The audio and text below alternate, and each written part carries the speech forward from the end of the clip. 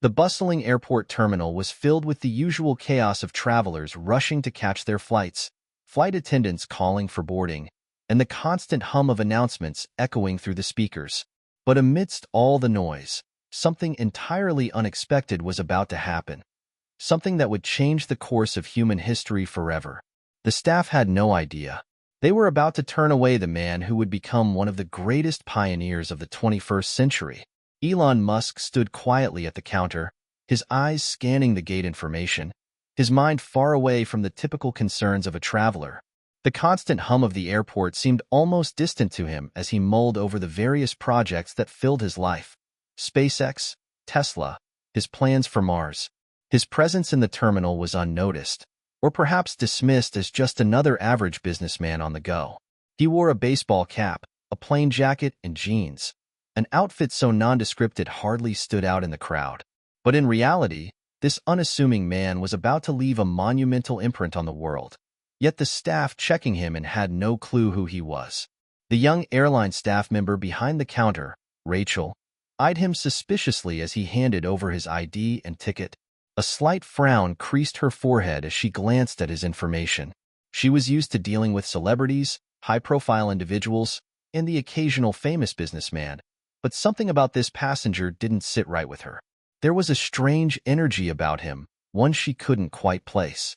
Maybe it was his intense gaze, or the aura of someone who was used to being the center of attention but didn't want it. Either way, she had a job to do. "Sorry, sir," Rachel said with a polite but firm tone. "I'm afraid we're going to have to ask you to step aside for further screening." Elon blinked, caught off guard for a moment. "Excuse me?" Rachel's expression softened, but only slightly. "We're going to have to check your bag, sir. There's something flagged in our system that requires additional screening." Elon glanced down at his simple carry-on bag. He had flown countless times, and this was nothing new, though he never enjoyed the process. Still, he remained calm, knowing this was just the usual hassle of airport security. "All right," he said evenly, "but I don't have anything unusual in there." Rachel gave a brief nod before signaling for another staff member to assist. Elon was led toward a small side area where he was told to wait. His patience was starting to wear thin. He had bigger things on his mind today: an important meeting with key players at SpaceX, discussions about Mars missions, and plans to accelerate human progress beyond Earth's boundaries. He couldn't afford to waste time here. As he stood there, waiting, he couldn't help but think about how often his efforts had been misunderstood, even dismissed. He had always been the one to think big, to dream of things others called impossible. Colonizing Mars? Many still called it a fantasy. Private space travel? Ridiculous. But Elon knew better. He knew that everything that had ever changed the world had started with a single, crazy idea. Yet here, now, he was just another person being delayed by an overly cautious airport staff. It was almost laughable, yet he couldn't shake the growing frustration in his chest. Minutes ticked by. He could hear the muffled conversations of other passengers, the beeping of scanners, the steady flow of travelers coming and going. But none of them seemed to notice him. Maybe he was just another faceless traveler in the crowd. Rachel returned with a more senior staff member, a manager named Scott. He looked over Elon's documents, nodded, and muttered something under his breath. Scott then turned to Rachel with a look that clearly indicated this was more than just a routine check. "Sir," he said to Elon, his voice stiff, "we've had to place your bag through additional scans. I'm afraid we'll have to ask you to step away from the boarding area." Elon, now growing irritated, simply nodded. "Fine, I'll wait, but I have a flight to catch." Rachel offered an apologetic smile, though it was strained. "We're sorry for the inconvenience, but there's a procedure we need to follow." A small, hidden part of Elon began to wonder if the staff was simply being cautious, or if there was more to it. As a frequent flyer and someone who had traveled the world for business, he was used to scrutiny. But this felt different. There was something oddly dismissive about their approach, something that hinted at a misunderstanding of who he was, what he represented. What if they knew who he really was? Would they still treat him the same way? But that question was quickly swept aside as he saw a few airport staff members whispering among themselves, their gazes occasionally flicking toward him. The tension in the air was palpable. Elon could feel the weight of the moment. His frustration was rising. Minutes later, an announcement crackled over the intercom. Final boarding call for Flight 403 to San Francisco.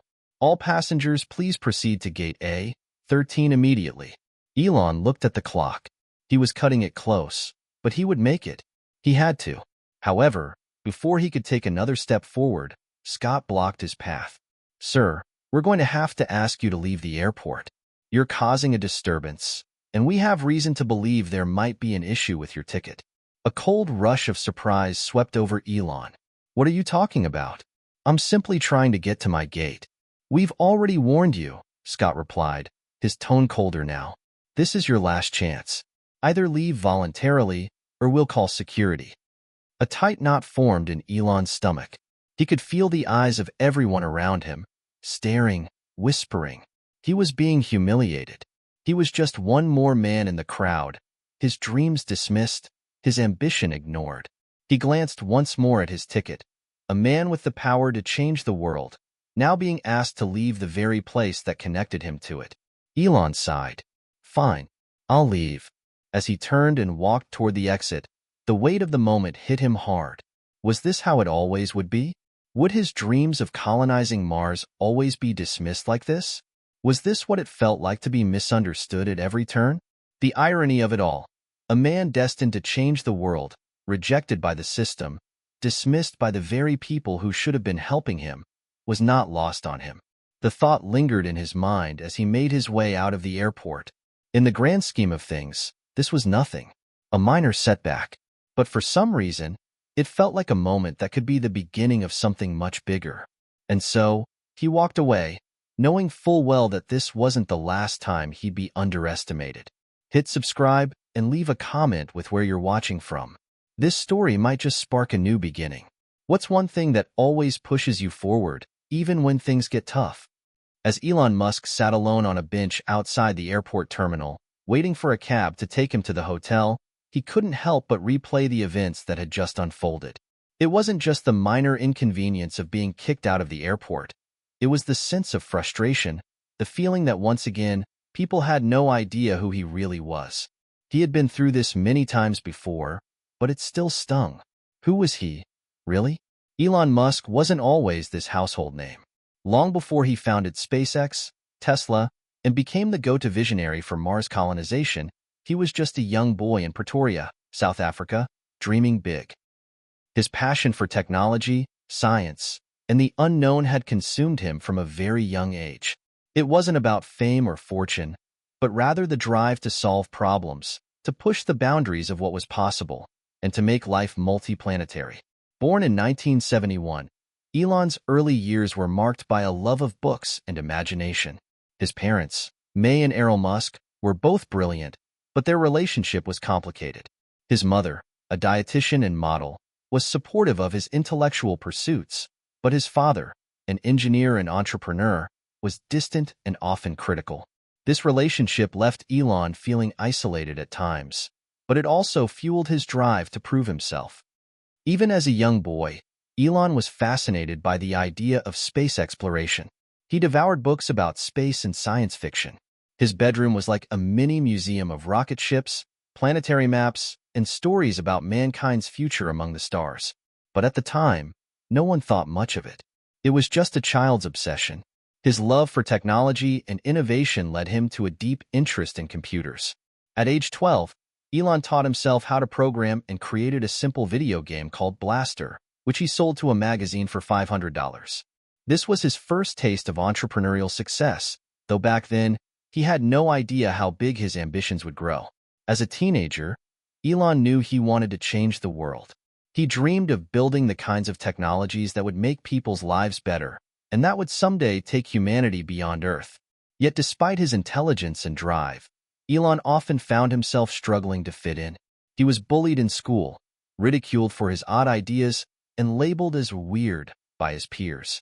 It wasn't until he moved to Canada to attend Queen's University that he began to feel a sense of belonging. Though even then, his mind was already racing ahead of everyone else. His time at Queen's wasn't marked by parties or fitting in with the crowd.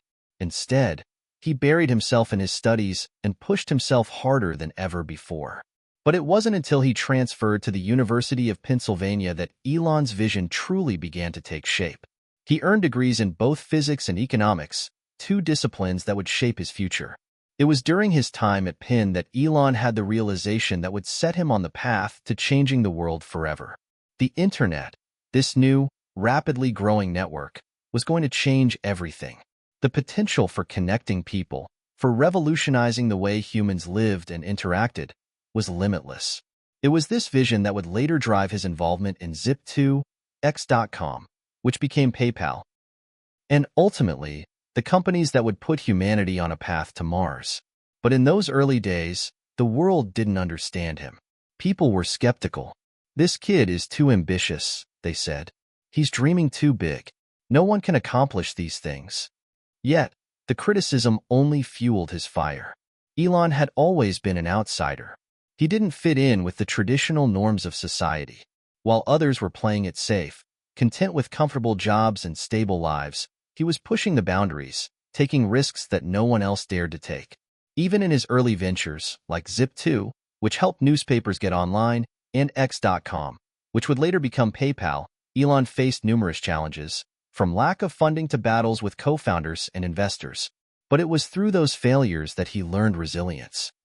By the time he founded SpaceX in 2002, Elon had already achieved success with PayPal, selling it to eBay for $1.5 billion. But unlike many of his Silicon Valley peers, Elon wasn't interested in luxury or status. The money wasn't the goal. The goal was the future. Space exploration, making humanity a multi-planetary species. SpaceX began with a vision to reduce the cost of space travel and eventually make it possible for humans to colonize other planets. The odds were stacked against him. The aerospace industry was dominated by giants like Boeing and Lockheed Martin, and the idea of a private company entering space exploration seemed absurd. Musk's plan to create reusable rockets, something no one thought was possible, seemed like nothing short of madness. But he didn't care. As he sat there on the bench, Elon was still processing the events at the airport. He had been questioned, delayed, and even kicked out of the terminal. But that wasn't the part that stung. It was the feeling of being overlooked, of being treated as just another face in the crowd. It was a sensation he had known too well, and he wondered if it would ever change. Would people ever realize that the man they had just kicked out of the airport was the one trying to create a future that would reshape everything they knew about the world? He could hear the hum of the airport terminal behind him, the cacophony of voices, the rattle of rolling suitcases. It was a busy place, full of people on their way to something important, and yet, it felt so empty. So many people were just passing through, unaware of the seismic shifts happening beneath the surface. Elon's mind wandered back to those early days when no one believed in him, when he was dismissed as an eccentric dreamer. He had spent so many years trying to prove himself, trying to show the world that his ideas weren't just pipe dreams. And yet, time and time again, people seemed to forget him, ignore him, or worse, dismiss him entirely. But he knew one thing. He wasn't going to stop. He stood up, smoothing out his jacket, and walked toward the taxi stand. Today had been a setback, but only a small one in the grand scheme of things. The world had underestimated him before, and he had always proved them wrong. This time would be no different. As he stepped into the taxi, a thought crossed his mind. What would happen when people finally realized who he was? When they understood the true magnitude of what he was trying to accomplish? The cab pulled away from the airport, and Elon looked out the window. There was a world out there that still had no idea who he was, but he knew one thing for sure. They would. And soon, they would understand just how big his dreams were. Elon Musk sat in the back of the taxi as the city lights blurred by, the rhythmic hum of the car's engine the only sound in the still night. His mind was far from the comfort of the hotel he was heading to. Instead, it was locked on the road ahead, a road he had paved himself through decades of relentless ambition, calculated risk-taking, and stubborn belief in things that seemed impossible. He was no longer the kid who'd been told he was too much or not enough. He had built PayPal, revolutionized online payments, and sold it for a fortune. Yet, this was nothing compared to what he had in mind. He had a new mission, a new purpose, and it was far beyond the reach of any earthly endeavor. It was space. After the sale of PayPal, Elon could have rested on his laurels. He could have enjoyed the riches of Silicon Valley's elite, lived the comfortable life most people dream of. But comfort was never his goal. His eyes were set on something far grander, something that could not be achieved with just a large bank account. He envisioned making humanity a multiplanetary species, a goal so audacious that even many of his closest allies thought he was losing touch with reality. But Elon was not about to let such doubts stand in his way. In 2002, after selling PayPal, Elon founded SpaceX, Space Exploration Technologies Corporation, determined to prove that private enterprise could play a pivotal role in space exploration. His goal wasn't just to make rockets that could go to space. That, in and of itself, was a massive achievement. But what Elon truly believed, what drove him, was the idea of reducing the cost of space travel, so that one day, humans could venture to Mars, colonize it, and perhaps even make it a second home. But first, he would have to make rockets reusable, a feat that had eluded aerospace giants for decades. But the world didn't believe in him. Most people still thought he was crazy. Space exploration had always been the domain of massive government organizations like NASA, and the thought of a private company, especially one helmed by a tech entrepreneur, succeeding in this field seemed laughable to many. Rockets were expensive, they were hard to build, and they were incredibly difficult to land back on Earth safely. Many questioned why someone like Musk, who had already built a fortune in a completely different sector, would even bother with something so far beyond the realm of possibility. It was a challenge, a monumental one. The first few years were a nightmare. SpaceX's early attempts were disastrous. The first 3 rockets failed to launch successfully, one after another. To most people, this was a clear sign that Musk had been overly ambitious, trying to take on a challenge that simply wasn't possible for a small startup. The failures were public, humiliating. The media had a field day. Headlines screamed, "Musk's SpaceX fails again," and "Private space venture doomed to fail." For a time, it seemed like SpaceX would fold under the pressure. But Elon didn't quit. In fact, the setbacks only hardened his resolve.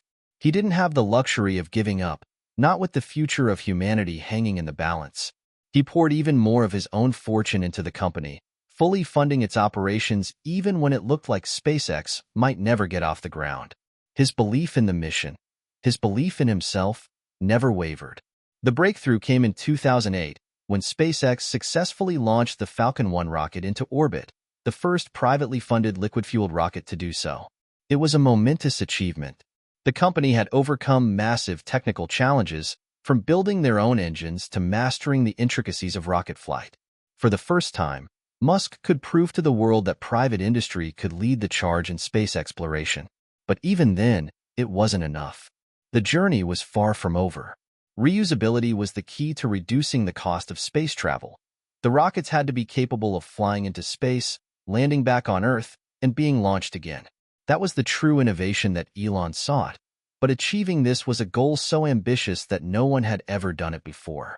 SpaceX's journey to reusability was grueling. The early prototypes of the Falcon 9 rocket were riddled with complications. Elon and his engineers worked around the clock, revising designs, rethinking strategies, and perfecting each element. In 2015, after years of failure and countless iterations, SpaceX achieved what had seemed impossible: the first successful landing of a reusable orbital-class rocket. The Falcon 9's first stage landed vertically on a drone ship in the Atlantic Ocean, heralding the beginning of a new era in space exploration. Elon leaned back in his seat, looking out the window as the taxi cruised through the streets. His thoughts shifted to the road ahead, both metaphorically and literally. He had just successfully landed a rocket, and yet the work was far from finished. SpaceX was still a small company compared to the aerospace giants it was up against, and the road to Mars would be long and uncertain. But now, at least, he had proved that the impossible could be done. Now, he just had to keep going. Elon was ready. SpaceX had proven that private companies could lead the charge in space. But now came the bigger challenge: Mars. Space travel was no longer just an aspiration. It was a goal that could be achieved. But there was no time to waste. SpaceX's work had only just begun, and there were still many hurdles to overcome, not just in terms of technology, but in terms of changing the public perception about space travel. The story of SpaceX's success wasn't just about rockets and engineering. It was about shifting the mindset of humanity itself.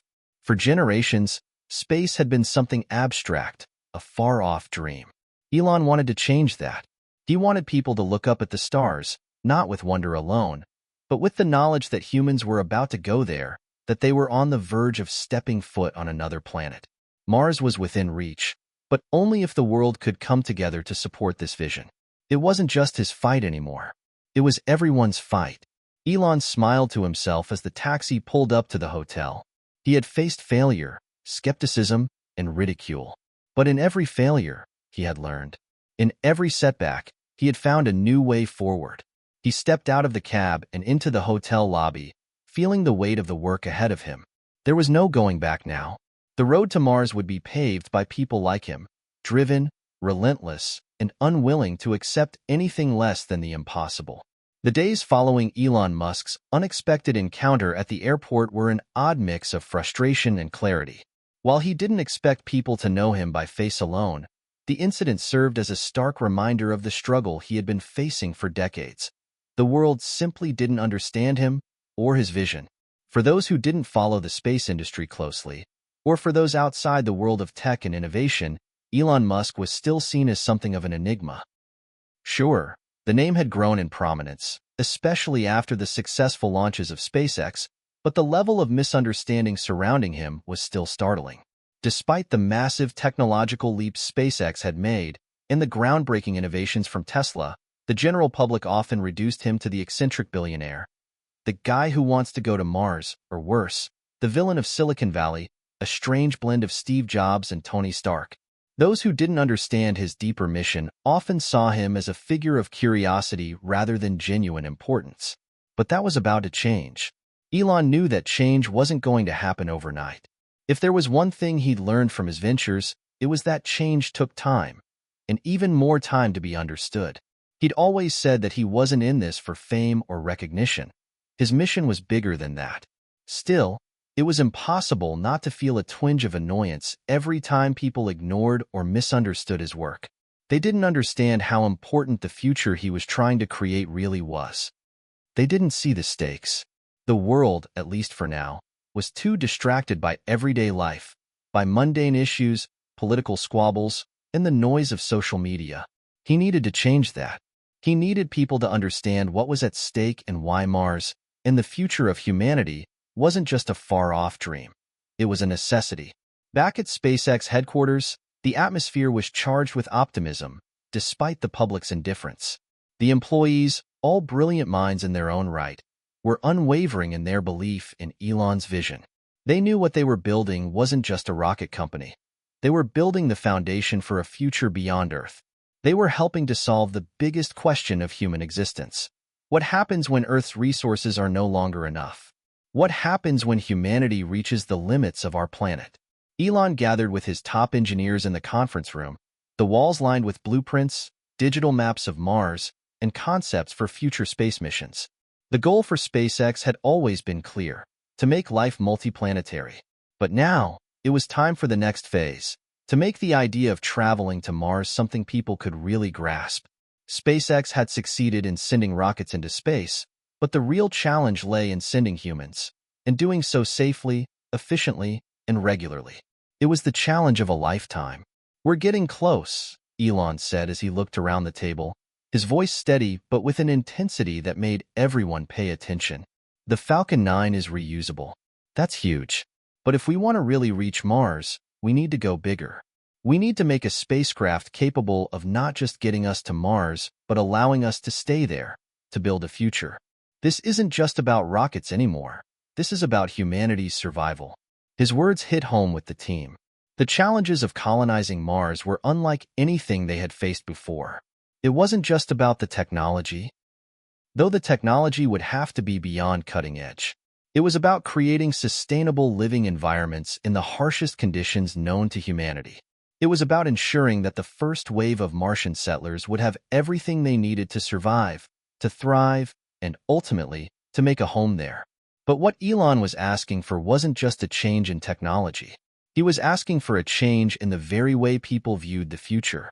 To make space travel mainstream, to make Mars a reality, Elon needed to shift public perception. He needed to convince people that this wasn't science fiction. This was the future of humanity. A month after the airport incident, Elon sat down for an interview with a major news network. It was an opportunity to speak directly to the public and articulate his mission.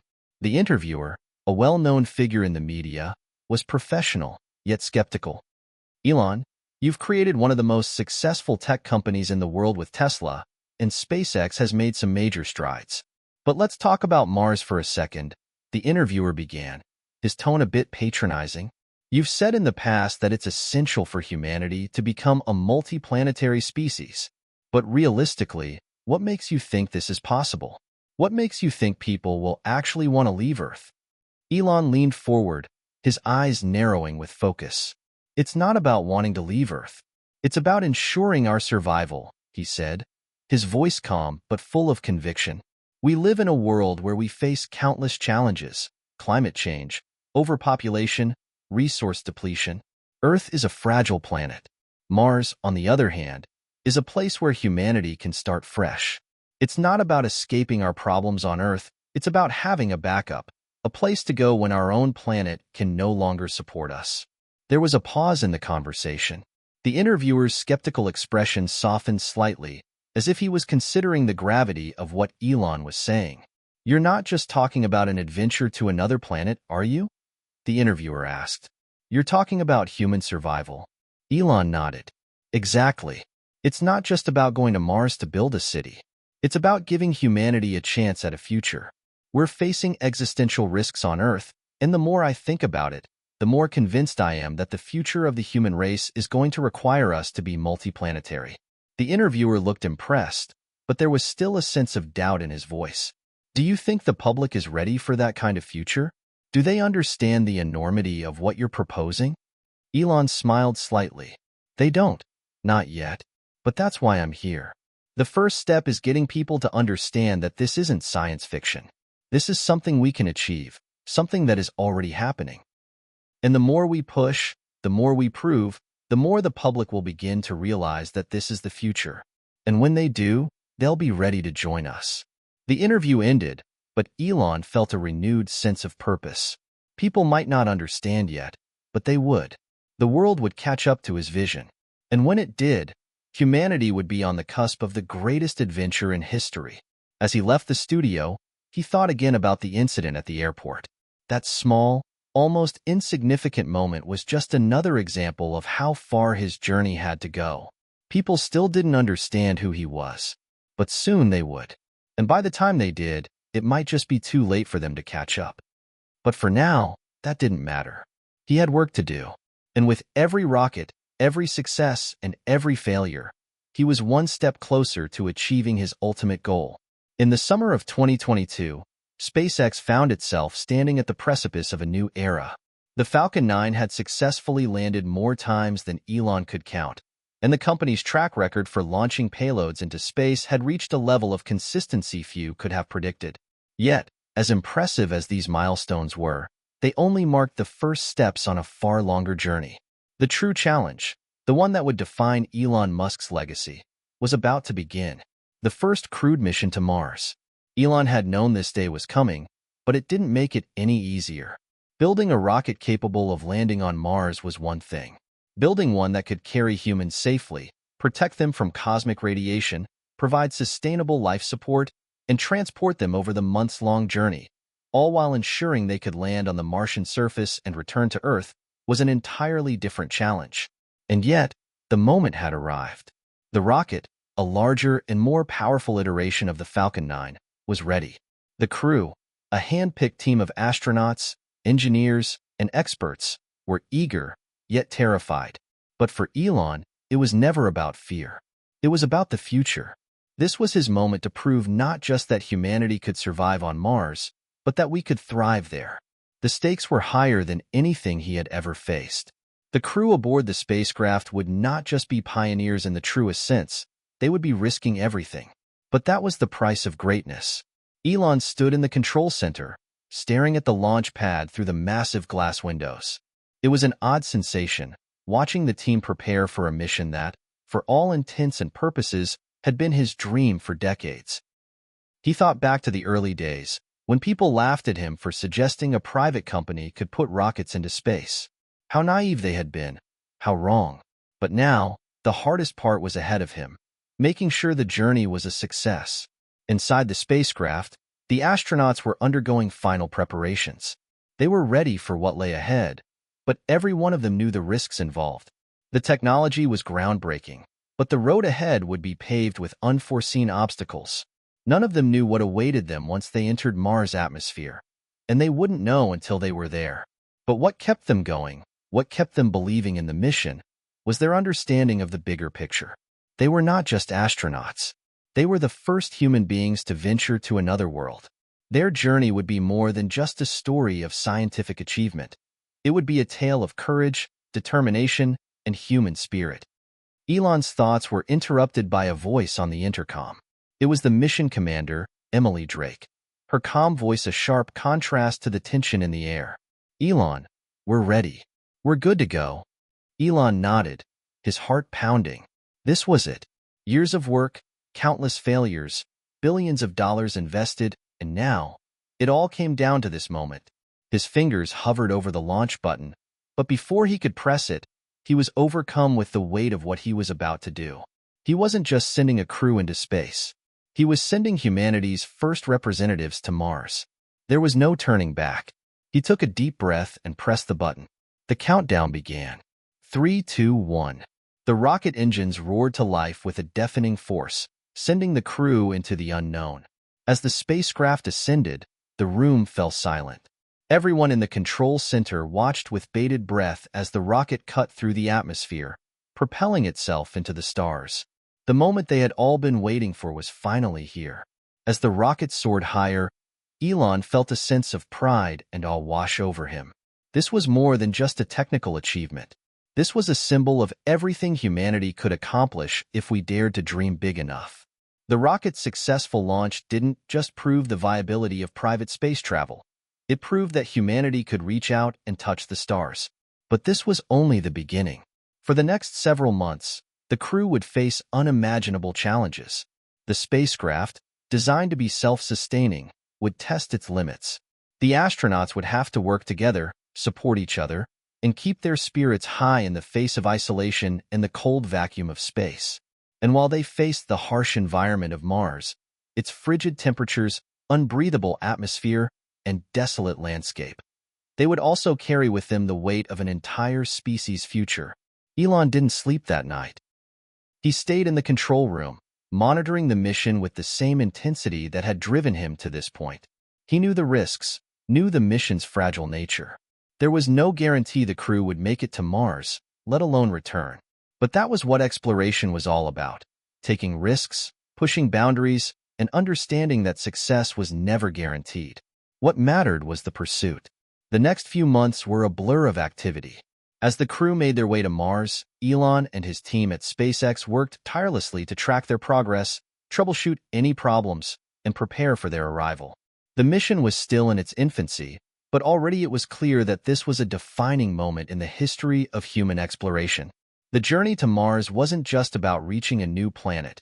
It was about redefining what humanity was capable of. It was about proving that we weren't limited to the Earth, that the stars weren't so far away after all. As the spacecraft entered the orbit of Mars, the tension was palpable. This was it, the moment when humanity would officially become a multi-planetary species. And then, they began their descent. The first touch of the spacecraft's wheels on the Martian soil was more than just a technological achievement. It was a moment that would forever change the course of human history. The world watched in awe as the crew made their way onto the surface, stepping foot on a planet no human had ever touched before. Elon watched the live feed in silence, his heart racing. He didn't speak. He didn't need to. The look in the eyes of the astronauts, the way they smiled, and the way they looked back at Earth said everything. Humanity was no longer bound to one planet. They had taken the first step toward a new future, one that stretched across the stars. For Elon Musk, this was more than just the culmination of a dream. It was the beginning of a journey that would push humanity further than ever before. Mars was just the start. The universe was waiting. The spacecraft settled onto the red soil of Mars with a faint thud, sending a small cloud of dust spiraling into the thin Martian air. The crew's hearts pounded in unison as the gravity of the moment sank in. After months of travel, a journey that took them millions of miles from Earth, they had finally reached their destination. Mars, the next frontier for humanity. As the dust settled and the initial shock of the landing subsided, Commander Emily Drake was the first to speak. "We're here. This is it," she said, her voice steady, but it was clear even to the most seasoned astronaut that she was overcome with emotion. This wasn't just a mission anymore. It was history in the making. Elon Musk sat in the command center back on Earth, his eyes glued to the live feed. The tension in the control room was palpable, every member of the team on edge as the mission moved into its next phase. He had known the risks, the possibility of failure, the technical hurdles, the unknowns of Mars' surface. But none of that mattered. They were there, and the next steps were just as crucial. After a few moments, the astronauts began to suit up in their spacesuits, a new model designed to withstand the Martian atmosphere and temperatures. The first mission on Mars was not just about the landing. It was about proving that life, however fragile, could exist there. The astronauts would set foot on Mars, make the first attempts at establishing a base, and test the life support systems they'd carefully designed for months. Emily stood in front of the hatch, her gloved hand on the release mechanism. "Opening the hatch," she said, glancing back at the team. She gave them all a quick nod, a signal to prepare for the next big moment. As the hatch swung open, the astronauts were met with an eerie silence, broken only by the faint hum of the life support systems. The Martian landscape stretched out before them, a vast and barren world, yet it felt alive with potential. The surface was a reddish-brown, with jagged rocks and wide stretches of dust that formed the landscape. In the distance, towering mountains and ancient craters stood as silent witnesses to the history of the planet. The sky, a pale orange, was unlike anything they had ever seen before. It was as though they had stepped onto an entirely different world, one far removed from Earth's familiar blue skies. The team was in awe, but there was little time for wonder. The next phase of the mission required them to establish a temporary base, check the habitat systems, and begin their first experiments. They were pioneers, and their task was to lay the groundwork for what would eventually become humanity's first settlement on another planet. "Okay, team," Emily called over the comms, "let's make history." The first step on Mars was delicate, measured. Emily's boot made contact with the surface, and the light crunch of Martian soil beneath her foot reverberated through the suit's audio system. She looked back at the others, a smile beneath her visor. "It's real. We're standing on Mars." Each astronaut took their turn stepping out of the lander, one by one, until all 6 of them were standing on the Martian surface. They moved carefully, taking their first tentative steps in the unfamiliar gravity. Though Mars had only 38% of Earth's gravity, it still felt like walking on a different planet altogether. The terrain was harsh, the atmosphere thin and unbreathable. They were far from Earth's protective embrace.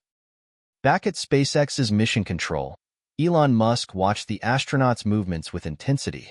He had seen countless tests, simulations, and prototypes, but seeing the team on Mars in real time was a different experience altogether. He had always believed in the possibility of colonizing other planets, but now that it was happening, the reality of it all hit him. Humanity had taken its first steps into the universe beyond Earth. The implications were staggering. "We're live," one of the engineers in the control room announced, pulling Elon from his thoughts. "The first data is coming in from the surface. They're about to begin setting up the habitat." Elon nodded, feeling his heart race. This was the crucial part. The habitat wasn't just a shelter, it was a test of humanity's future on Mars. The astronauts would be living in it for the foreseeable future, and it had to be perfect. Any failure here could jeopardize the entire mission. Back on Mars, the astronauts were now working together to set up the habitat module. It wasn't large, but it was enough to house them for their initial stay on the planet. They worked swiftly and efficiently, as if the sheer enormity of the task ahead was what drove them. Every movement was purposeful, every decision crucial.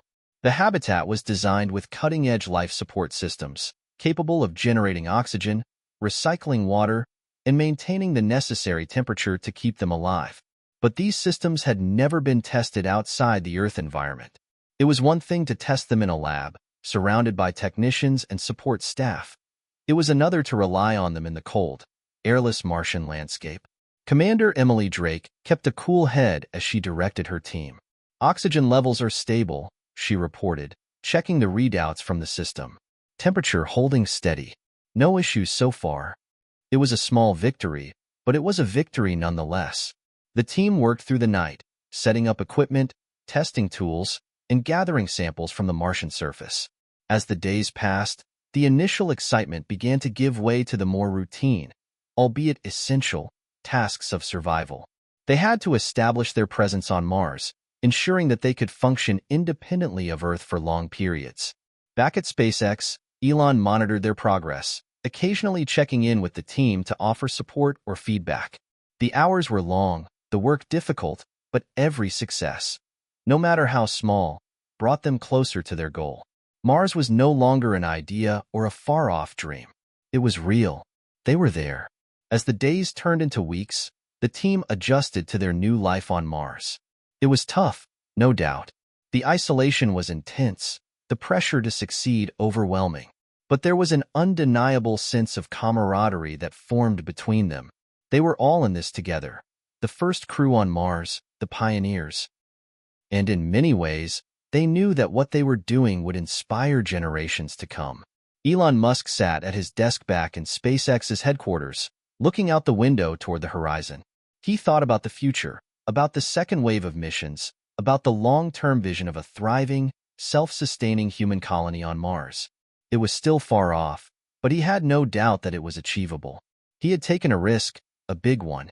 But sometimes, the biggest risks led to the most extraordinary rewards. He smiled, knowing that Mars was no longer a distant dream. It was their reality.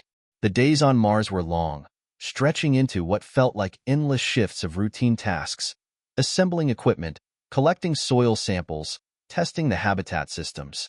Despite the initial thrill of the landing, the stark reality of life on Mars began to settle in. The crew had come prepared, but no one could have predicted how challenging it would be to live in an environment so utterly foreign. The air on Mars was thin and unbreathable, the ground dusty and harsh, and the temperature plummeted to unbearable lows each night. The isolation was overwhelming. The crew had each other, of course, but there were no other voices on the comms. No friends or family from home to check in on them. Mars, as they were learning, was a lonely place. Commander Emily Drake felt the weight of it more than most. As the leader of the mission, the pressure on her was suffocating. Every decision she made, every piece of equipment she approved, every test they conducted was critical. There was no room for error. Mars had no forgiveness. That first week, they struggled to establish a steady routine. They had enough food and water for a month, but the long-term sustainability of the mission depended on their ability to grow food, produce oxygen, and find water on the planet itself. For now, they had a makeshift greenhouse module, a small section of the habitat that was meant to serve as their lifeline to survival. It was here that Emily and her team had to focus their efforts. They needed to make sure their crops could grow in Martian soil, something that had never been done before. The greenhouse had a controlled atmosphere, but even so, the Martian soil wasn't ideal. They had brought along a special mix of earth soil to help with germination, but no one knew for sure whether it would work. The first day of planting felt like a small victory. Everyone gathered in the greenhouse, carefully laying out the seeds in neat rows, checking their equipment, and running final tests on the water filtration systems. The environment was cramped, and everyone was exhausted, but there was a sense of camaraderie in the air. This was the first tangible sign that they might be able to survive here long-term. "I think we're going to make it," said Dr. Gavin Shaw, the mission's botanist, as he wiped his brow after planting the last row of seeds. "It's going to take time, but we've got what we need to start the process."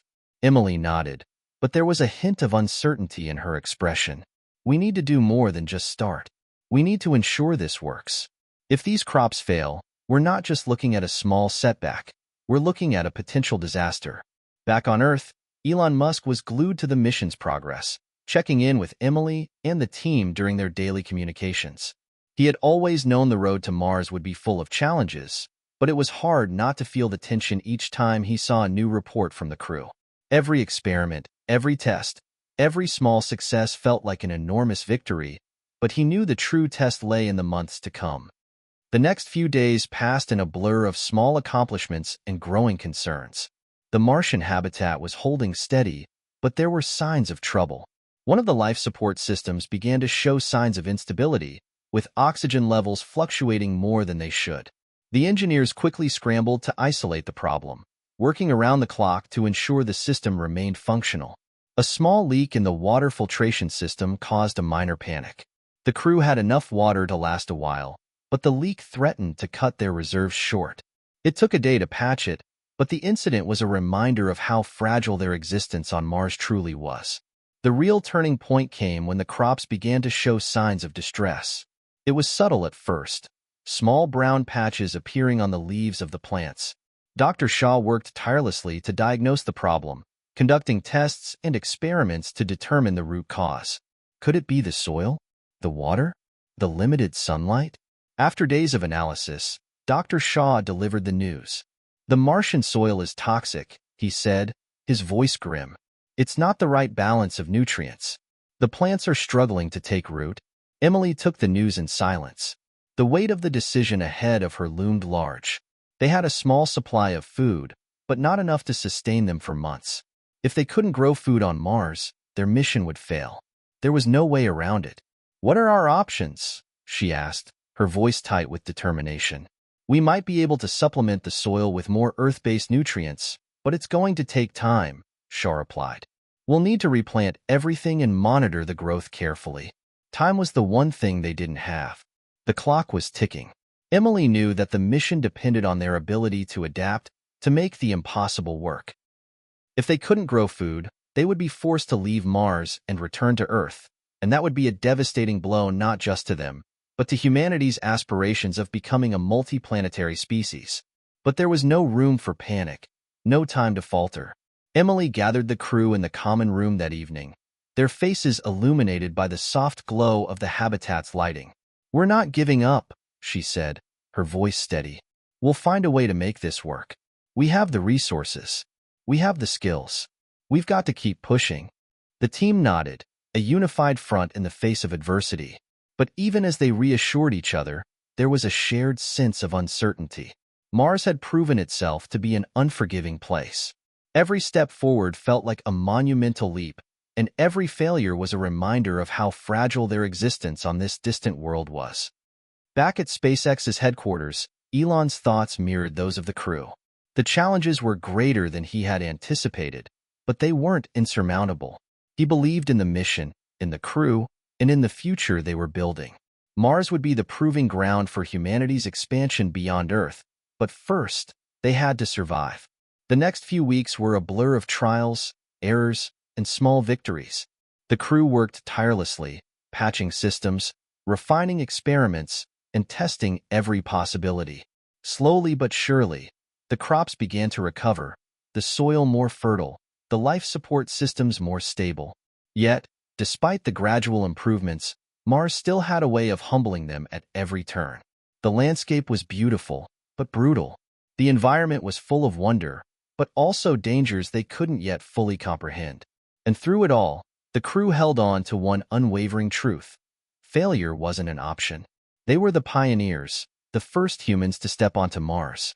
They would make it work, not just for themselves, but for everyone who would follow them. They had come for the future of humanity. They were here to stay. Mars, it seemed, had no intention of making things easy for the pioneers. The crew had finally found a rhythm, a fragile stability after weeks of struggle. The crops were beginning to grow again, and the life support systems, though far from perfect, were holding steady. For the first time since landing, there was a sense of cautious optimism among the astronauts. They were making it. They were surviving. But just as the crew began to think they had found their footing, Mars had one more test in store for them. It began as a faint tremor, barely noticeable, the kind of subtle shift that could have been attributed to a gust of wind. The team paid it little mind, assuming it was a minor shift in the Martian crust, a natural occurrence on a planet with so much geological activity. But then, the ground shook again, this time more violently. "Everyone, brace yourselves." Emily's voice crackled over the comms, her words laced with urgency. "Check your equipment and get into the shelter. Now."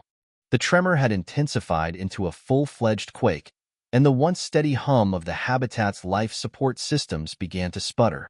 The oxygen levels fluctuated briefly before stabilizing, but the real concern was the integrity of their shelter. The habitat was designed to withstand minor tremors, but no one had anticipated anything more severe. The crew moved quickly, gathering in the central hub of the habitat, their hearts racing. Dr. Shaw, the botanist, was the first to speak, his voice trembling with a mix of fear and disbelief. "Is this a typical Martian event?" he asked, his eyes wide. "Not at all," Emily replied, her mind racing. Mars was seismically active, but this was different. The shaking lasted longer than any tremor they'd felt before, and it was accompanied by a low, rumbling sound that seemed to come from deep beneath the planet's surface. It felt unnatural, almost as if the planet itself were protesting their presence. The tremors subsided after a few minutes, leaving an eerie silence in their wake. Emily took a deep breath and checked the systems. "The habitat's still holding, but we need to assess the damage. Team, start a full sweep. I'll check the comms." It wasn't long before the next disaster struck.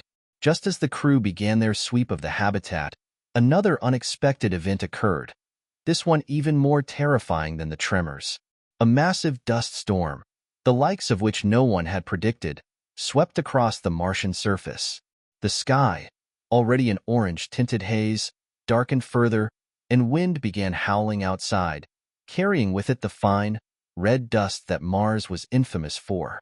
The dust storm was a brutal reminder of the planet's hostile environment. It obscured the entire landscape, reducing visibility to near zero. The once barren terrain outside was now a roiling mass of dust, turning Mars into a completely foreign world. "Power down the external equipment," Emily ordered, her voice cutting through the panic in the crew's comms. "Seal all airlocks. We can't afford any breaches." The dust storm wasn't just a visibility issue. The fine particles were capable of penetrating the most secure seals. If the storm infiltrated the habitat, it could damage their life support systems and equipment, leaving them stranded in the middle of a nightmare. Inside the habitat, the crew scrambled to secure everything, double-checking the seals and ensuring that all the airlocks were functioning properly. The storm outside raged, the howling winds rattling the metal exterior of their shelter. The Martian atmosphere, so thin and unwelcoming, now felt suffocating in its own way. Dr. Shaw wiped his forehead, the strain of the situation beginning to show. "Do you think it'll pass soon?" he asked, his voice barely audible over the roar of the wind. Emily didn't have an answer. They had never experienced anything like this, a storm so intense that it could threaten their very survival. They had prepared for many challenges, but a dust storm of this magnitude had never been part of the equation. Mars was throwing everything it had at them, testing their resilience and resourcefulness. "I don't know," Emily replied, her voice steady despite the anxiety swirling in her chest. "But we need to be ready for anything. Stay vigilant." Hours passed, the storm showing no signs of slowing. The crew stayed on high alert, their nerves fraying with each passing minute. The life support systems were still functional, but the longer the storm lasted, the more uncertain things became. The dust storm's impact was both physical and psychological. They were isolated in their small habitat, cut off from any hope of assistance. If something went wrong, there was no one who could help them. It wasn't until the storm had passed, a full 20 hours later, that Emily allowed herself to exhale. The skies outside began to clear, the winds dying down to a whisper. The thick clouds of dust dissipated, revealing the vast expanse of Martian landscape once more. The red soil, once hidden by the storm, now lay bare in the light of the dim Martian sun. But even with the storm's passing, there was no relief. The damage was done. They had been lucky that the habitat had held up, but the external equipment had been battered. The solar panels were covered in thick layers of dust, their efficiency severely compromised. The greenhouse module, crucial for their food supply, had also suffered some damage. The storm had bent one of the solar-powered air filtration systems, and it would take days to repair. "Okay, team," Emily said, standing in front of the gathered crew. "We've got work to do. The storm's gone, but it left us with a lot of damage. We're going to need to repair the systems, clean off the panels, and assess the long-term impact on the crops. We can't afford to fall behind." The crew nodded, understanding the urgency of the situation. They were not out of danger yet. The storm had been a wake-up call, a reminder that Mars was unpredictable, that the environment could shift in an instant, and that no amount of preparation could fully prepare them for the harsh realities of this alien world. As the team worked together to repair the damage, there was a collective sense of determination. The storm had tested their limits, but they had survived it. They had faced yet another trial and come through it stronger, more united. Elon Musk watched from Earth, his face etched with concern as the storm's impact was reported. Mars had proven itself to be as unforgiving as he had expected, but this was another level. His heart raced as he checked the systems remotely, hoping for the best, but preparing for the worst. This was the true test of human spirit. Mars had thrown its worst at them, but if they could endure this, they could endure anything. The dust storm had been a brutal reminder of just how fragile their existence was on Mars. While the crew had weathered it together, there were cracks beginning to form, not in the habitat or the equipment, but within the team itself. The stress of survival, the isolation, and the endless pressure were beginning to take their toll on the astronauts. In the days following the storm, repairs were underway, but the atmosphere inside the habitat was anything but calm. The team's morale had taken a hit, and tensions were starting to rise. Commander Emily Drake, as always, bore the weight of leadership on her shoulders. She had learned over the weeks how to be a rock for her crew, but even she couldn't ignore the shift in dynamics. The unspoken tension was palpable, and it wasn't just the difficulty of the mission that was wearing them down. The psychological strain of being so far from Earth, with no immediate help, was starting to show in ways they couldn't ignore. Emily had noticed it first in Dr. Gavin Shaw. The botanist, who had once been optimistic and full of energy, was now withdrawn, his enthusiasm tempered by the mounting failures in the greenhouse. Despite their best efforts, the crops were still struggling. The Martian soil, even with the supplements, was proving far more challenging to work with than anyone had anticipated. It was beginning to look like they might need a complete overhaul of their strategy, but they had little time. "I've never seen a plant die like this," Gavin muttered one morning, his hands trembling as he adjusted the nutrient levels in the greenhouse. The plants had turned yellow and weak, and the few that had started growing were quickly withering. The first signs of real progress had been crushed by a combination of Mars's soil and their own limited resources. Emily stepped into the greenhouse, her boots crunching on the dusty floor. "Gavin," she said softly, trying to calm him, "we're all in this together. We can figure this out." But Gavin wasn't listening. He slammed a hand down on the console, frustration boiling over. "We're not figuring anything out. I've tried everything, and it's still not enough. You don't understand what this is like. It's like I'm failing you all, failing humanity." The words hit Emily harder than she expected. Gavin was a scientist, a man of reason, and watching him break down like this, it felt like the foundation of their mission was crumbling. "We're all under pressure," Emily said firmly, "but we've been through worse. We've survived worse.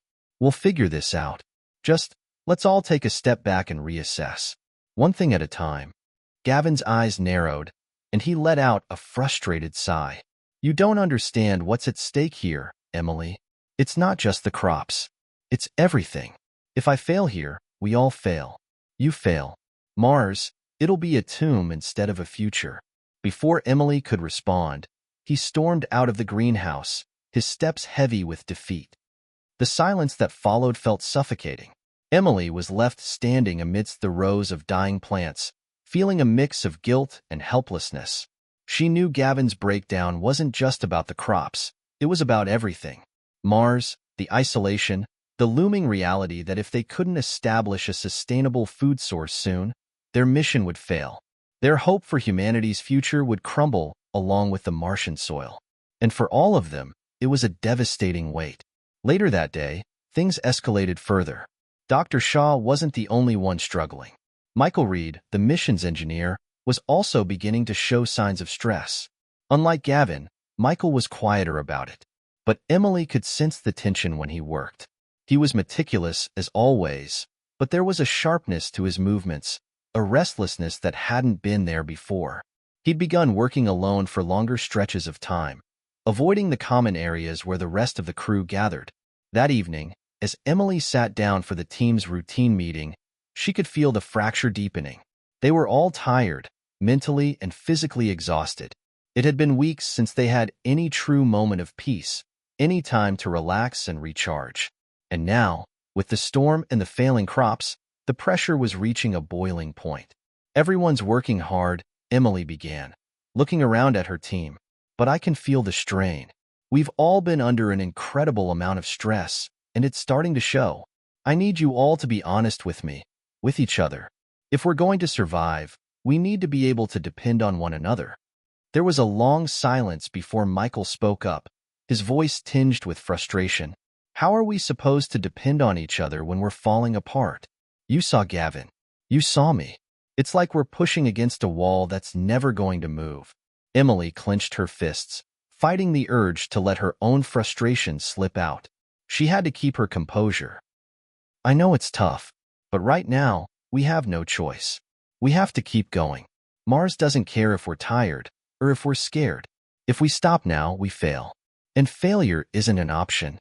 Michael stared at her, his eyes hard. We've been at this for months. There's only so much anyone can take.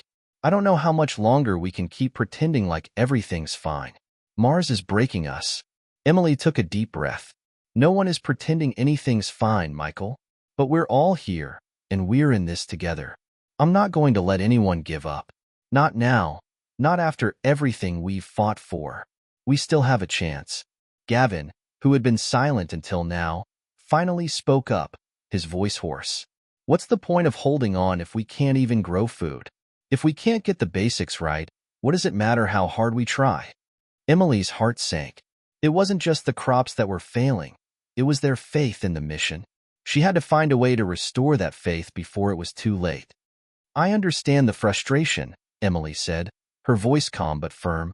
But this is exactly why we need to keep working together. We don't have the luxury of giving up. We're not just fighting for our own survival. We're fighting for humanity's future. What happens here on Mars will shape the future for everyone back on Earth. If we can make this work, we can take that first step toward a new world. Her words hung in the air, but the crew remained silent. It was clear that the storm had caused more damage than just their equipment. It had exposed the cracks that had been there all along. But Emily wasn't about to let that destroy their mission. Not now. As the crew drifted off to their separate tasks, Emily sat alone in the command room. She stared out the small window at the barren Martian landscape, her mind racing. She had promised the world that this mission would succeed. Now, she wasn't just fighting for Mars. She was fighting for her team, for herself, and for the very dream of humanity's future beyond Earth. But with every passing day, the pressure was mounting. The team was fraying, and she wasn't sure how much longer they could hold it together. The next few days felt like a blur. The crew's tensions were now palpable, and despite Emily's attempts to rally them, the cracks were widening.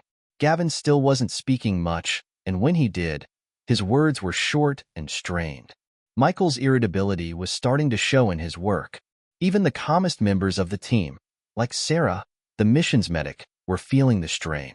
Emily knew she had to do something. She couldn't afford for the mission to fail because of internal discord. Mars might be unforgiving, but the crew was supposed to be their own support system. It had always been about teamwork, but lately, that bond was thinning. That morning, after breakfast, she called an emergency meeting.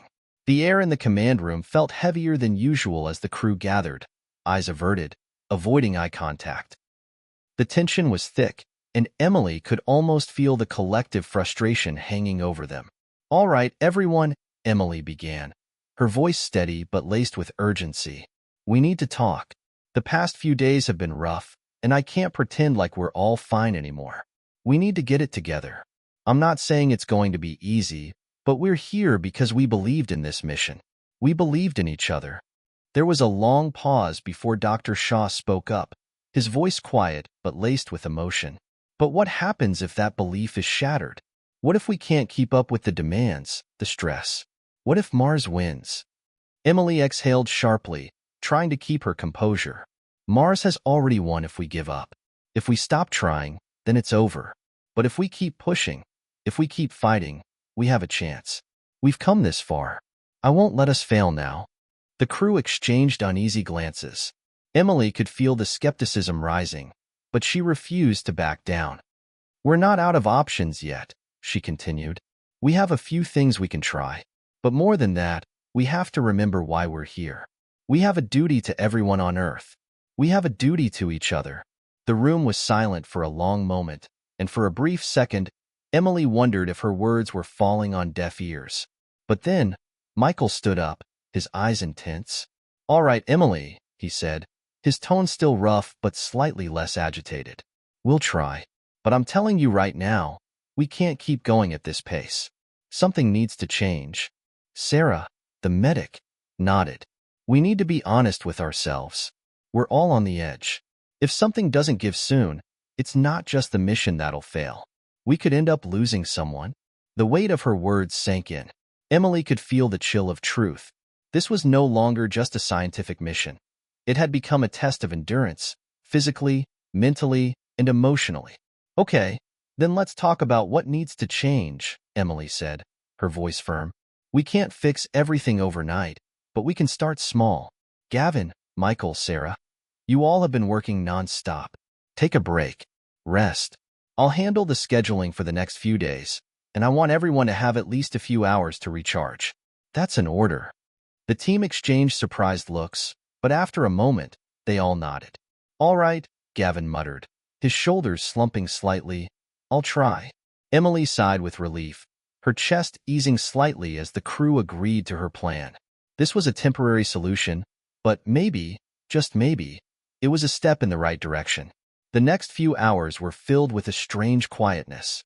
The usual hum of activity had slowed, and for the first time in a long while, Emily was able to sit alone in the command center, thinking. As she stared at the mission's progress logs on the screen, she couldn't help but feel a little lost. Despite the team's efforts, Mars seemed determined to remain its cold, unforgiving self. The crops were still failing. The dust storms had ravaged their equipment. Even though they were making progress in small ways, the situation seemed overwhelmingly dire. They had no backup, no way to reach Earth in case of an emergency. And then, something strange happened. As Emily was reviewing the daily reports, she noticed an unusual alert, a message from Earth. It was brief and direct. "You are not alone. Help is on the way." Confusion washed over her. She double-checked the source. It was from the SpaceX Control Center. "Help is on the way?" Emily whispered to herself. What did that even mean? Had Elon Musk decided to send reinforcements? Had they finally decided to pull the plug and send a rescue mission? She immediately called a meeting. As the crew gathered, Emily's heart raced with anticipation. She held up the message, showing it to them. "Everyone," she said, her voice shaking slightly, "I just got an update from SpaceX. They say help is on the way." "What does that mean?" Michael asked, his brow furrowed. "Help with what?" "More supplies." "I don't know," Emily replied. "It doesn't say. But we're not alone. There's something happening." The team stared at the message in silence. The weight of the words was hard to comprehend. "What do we do now?" Gavin asked, his voice still strained, but with a flicker of hope behind it. "I don't know yet," Emily admitted, "but I think this might be our turning point. We have to keep pushing through. We have to stay strong for whatever comes next." The next few hours were filled with anticipation as the crew speculated about what this cryptic message could mean. Was help finally coming? Would they be rescued? Or was this just a misguided attempt to keep them hopeful? But deep down, Emily felt a surge of hope. She couldn't quite put her finger on it, but she felt something changing. They weren't alone. There was still a chance. As the days passed and they awaited more information, a new sense of purpose emerged. It wasn't just about survival anymore. It was about proving that humanity could overcome even the most impossible odds. And for the first time in a long while, Emily felt a renewed sense of hope for the future. Mars had tested them in ways they never imagined. But now it seemed like a new door was about to open. Days turned into weeks, and yet, the message from SpaceX remained the same: help is on the way. Emily found herself refreshing the communication channels every few hours, hoping for any update, any further details. She tried to stay focused on the mission, but the uncertainty of the message hung over her like a dark cloud. The team, too, was on edge. Some were skeptical, others hopeful, but no one truly knew what to expect. The looming question kept them all awake at night. What exactly did "help is on the way" mean?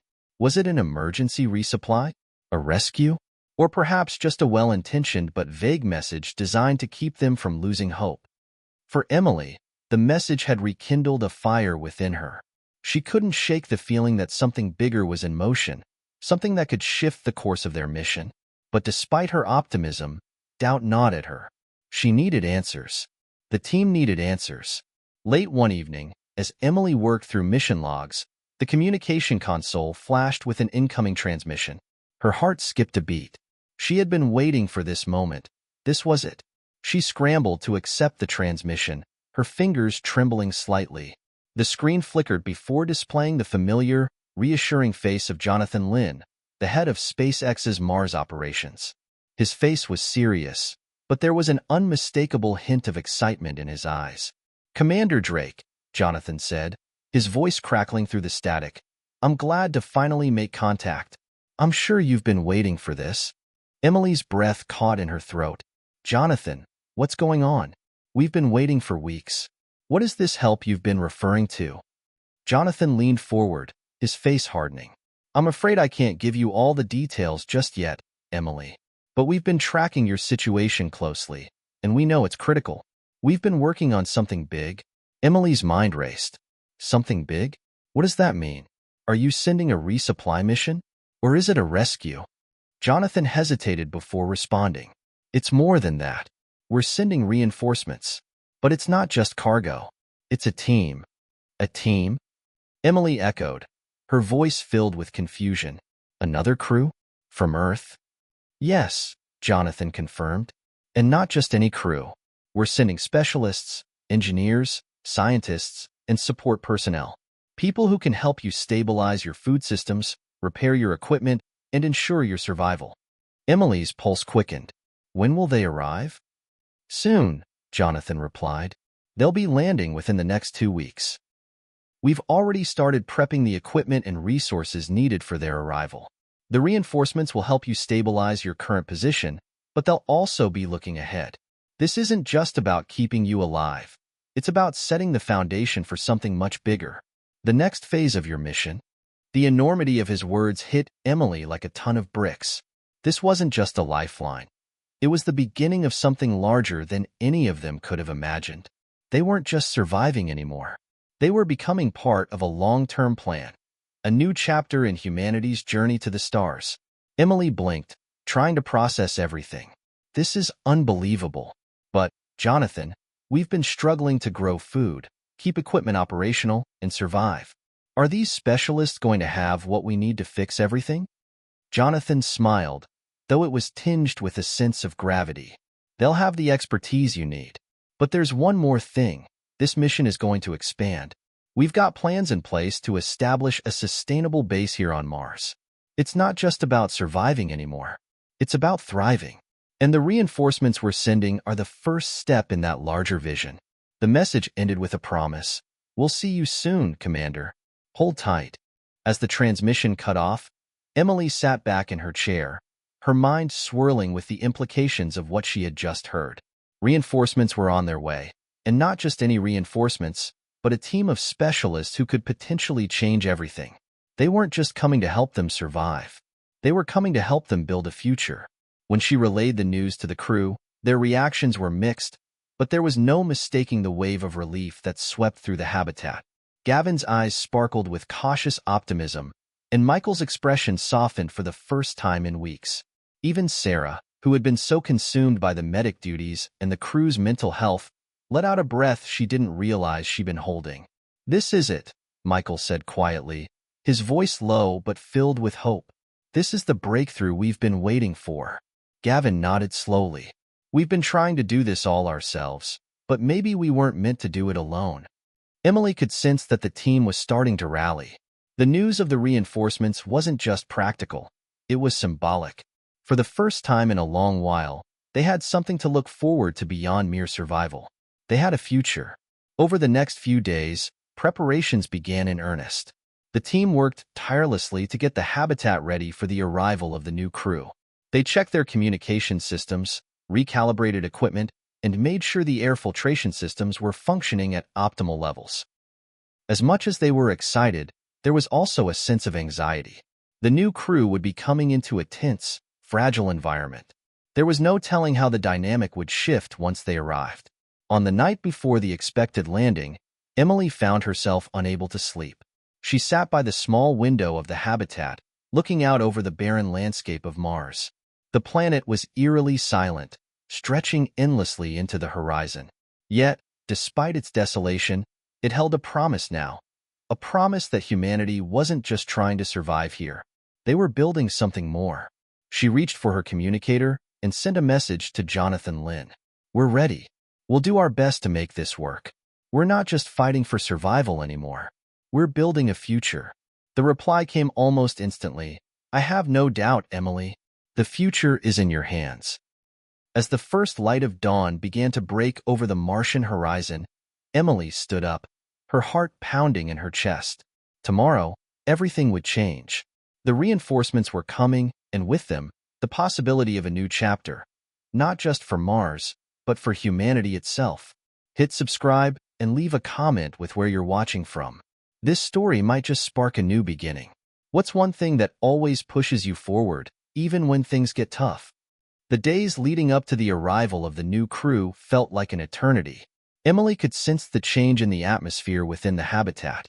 The once silent halls now echoed with cautious optimism, the team more focused and eager than they had been in weeks. Every task, every bit of preparation was infused with a renewed sense of purpose. Even Gavin, who had been the most disillusioned, was working with an intensity that surprised Emily. It was hard to believe that after everything they had gone through, help was finally arriving. The promise of a new team, experts who could stabilize their food systems, repair their equipment, and help them move forward. It felt almost too good to be true.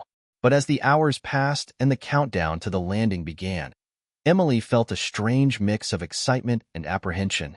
The team had been isolated for so long, and now, suddenly, they were about to welcome new faces, new personalities, and new dynamics into their world. Would the reinforcements fit in?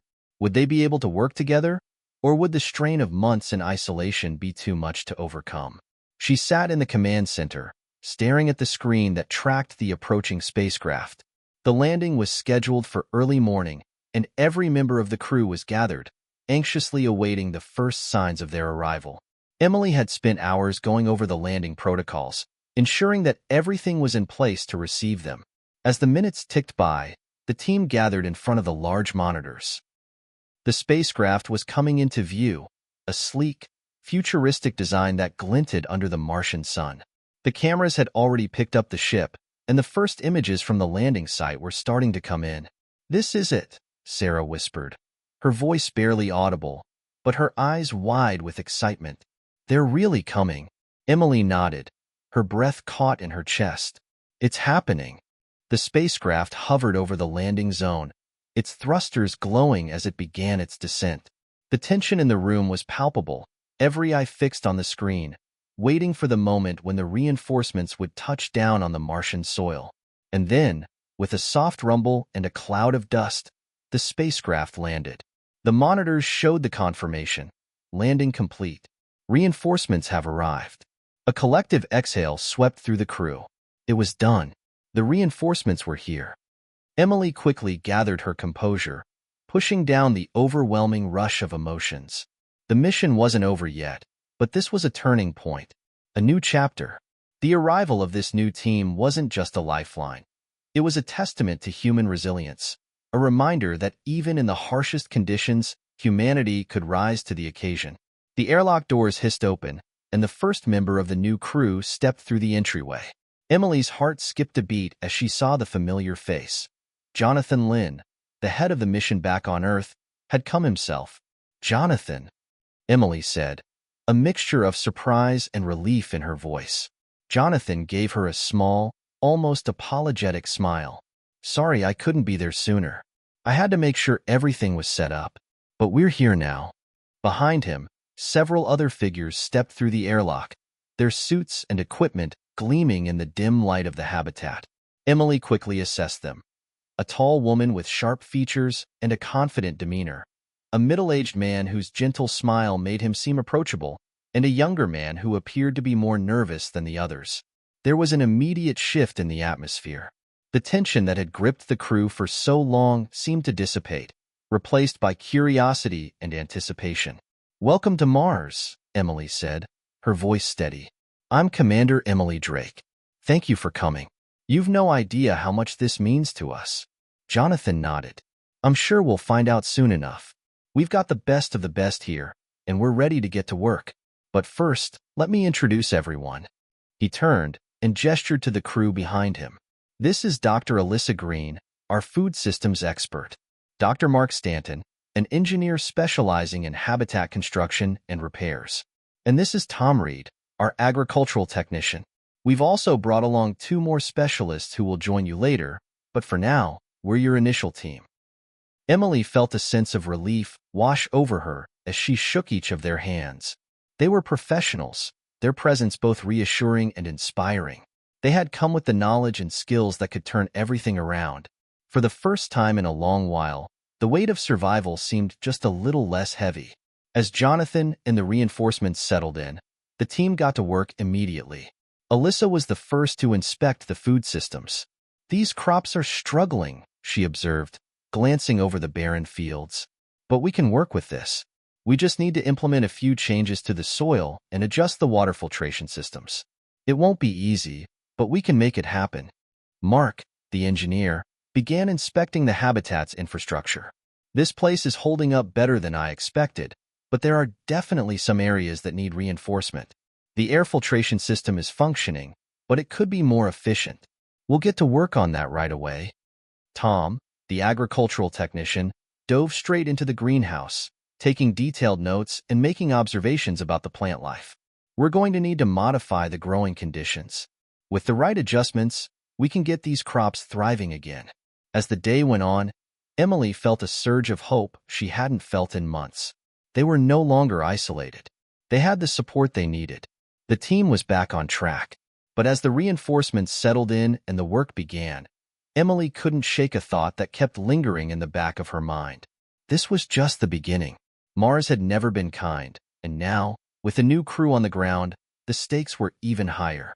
They weren't just fighting for survival anymore. They were fighting to create a lasting presence, to build a future on this barren planet. The question was, how long could they hold on to that future? How long before the next challenge, the next storm, or the next crisis hit?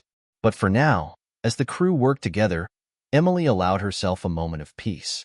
They had overcome the worst of it, and the future was within their grasp. With the reinforcements here, there was a sense of unity, of shared purpose. They were no longer just surviving. They were building something greater, a legacy that would endure, no matter what Mars threw their way. The excitement of the new arrivals soon gave way to the reality of integrating them into the existing team. While the crew was thrilled to have the expertise they so desperately needed, it became clear that the dynamic among them would never be the same. Emily had known from the beginning that the success of their mission wouldn't only depend on survival, but on how they worked together as a team. And with new personalities and skills entering the fold, the balance they'd fought so hard to maintain was about to shift. For the first few days, everyone was on their best behavior. The new crew members, eager to contribute, worked tirelessly to help stabilize the habitat. Dr. Alyssa Green dove into the food systems, quickly identifying adjustments that would increase their yield. Mark Stanton, the engineer, took over the maintenance of the habitat, repairing broken systems and reinforcing structures that had started to show wear. Tom Reed, with his agricultural expertise, worked with Emily's team to revitalize their greenhouse and improve crop production. But even as progress was made, subtle tensions began to surface. Emily noticed that Gavin had been quieter than usual. He was normally the team's go-to mechanic, and with Mark now overseeing repairs, Gavin's role had become less defined. There was a sharp edge to his words whenever Mark suggested changes to the habitat structure. It was as if Gavin felt his own expertise was being questioned, even though they both shared the same goal, to keep the mission on track. At the same time, Sarah, the medic, seemed to be distancing herself from Dr. Alyssa Green. While the new specialist had a wealth of knowledge, she was also direct and efficient, perhaps a little too blunt for Sarah's more empathetic approach. Emily observed the undercurrent of discomfort in their interactions, the way Sarah would shift uncomfortably whenever Alyssa made a suggestion on how to manage the crew's health. It wasn't just the technical and interpersonal issues, though. The emotional toll of the mission was becoming more apparent. With the arrival of the new team, Emily had hoped to see a rejuvenation of the crew's spirits, but there was something intangible still hanging in the air. The weight of isolation, the months of struggle, the uncertainty of survival. One evening, as Emily sat in the command center reviewing the day's progress, she overheard a heated conversation between Gavin and Mark. "I'm not saying you don't know what you're doing," Gavin's voice was low but sharp, "but we've been managing these repairs for months now. We don't need your input on everything." Mark didn't respond immediately, but Emily could hear the calmness in his voice. "I'm not here to take over, Gavin. We're here to work together. But we need to make sure we're setting this place up for the long haul. These quick fixes won't hold." "I know how to do my job," Gavin shot back, his frustration palpable. "I don't need someone telling me I don't." Emily closed her eyes and exhaled, rubbing her temples. This wasn't just about technical expertise anymore. It was about people who had spent too long in isolation, each carrying their own baggage, their own version of what survival looked like. The crew was tired. Everyone was tired. They hadn't just been struggling with the Martian environment, they had been struggling with each other. The following day, Emily called for a team meeting. It was time to address the elephant in the room before it became a full-blown crisis. She stood in front of the crew, her hands resting on the edge of the table, as she tried to maintain eye contact with each person in the room. "I know we've all been working hard," Emily began, her voice steady but sincere, "and I know tensions have started to rise. We're all under a lot of pressure, and it's been a long, hard road. But we have to remember that we're not just individuals anymore. We're a team. We've made it this far because we've worked together, and we need to continue doing that." There was a moment of silence, and then Gavin spoke up. His voice was quieter than usual, but there was an honesty in his words. I'm frustrated. Mark and Alyssa, they've got all these ideas, and I get it.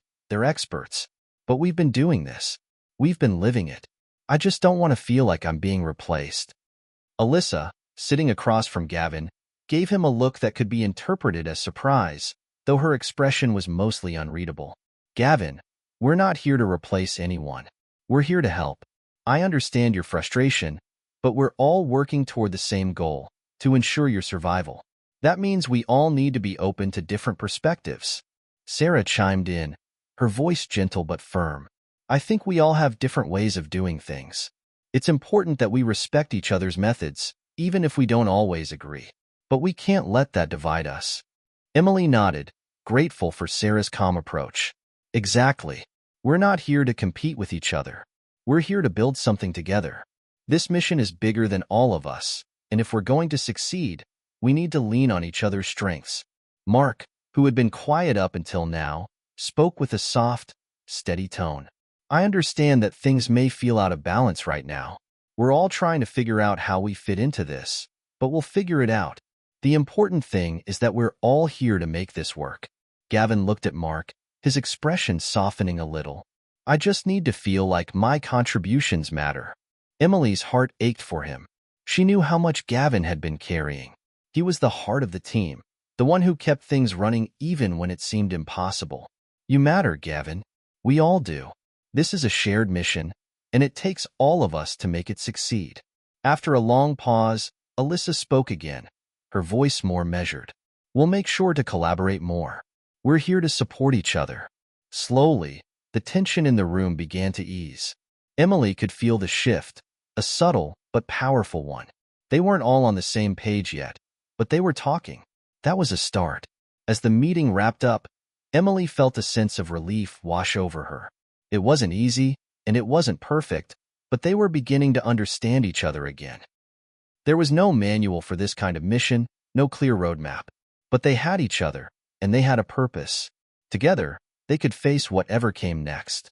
In the coming days, the crew worked hard to integrate the new members, gradually finding a rhythm that balanced old and new methods. Gavin and Mark worked together more closely, sharing ideas and expertise, while Alyssa and Sarah found common ground in their approach to the crew's health and well-being. Though there were still moments of tension, the team began to grow stronger, more united. Mars was unforgiving, but Emily knew they had the strength to endure. They had all come this far, and with each step forward, they were building something that would outlast their struggle. They weren't just surviving anymore. They were becoming part of the future. The days following the team's integration were a delicate balance between progress and friction.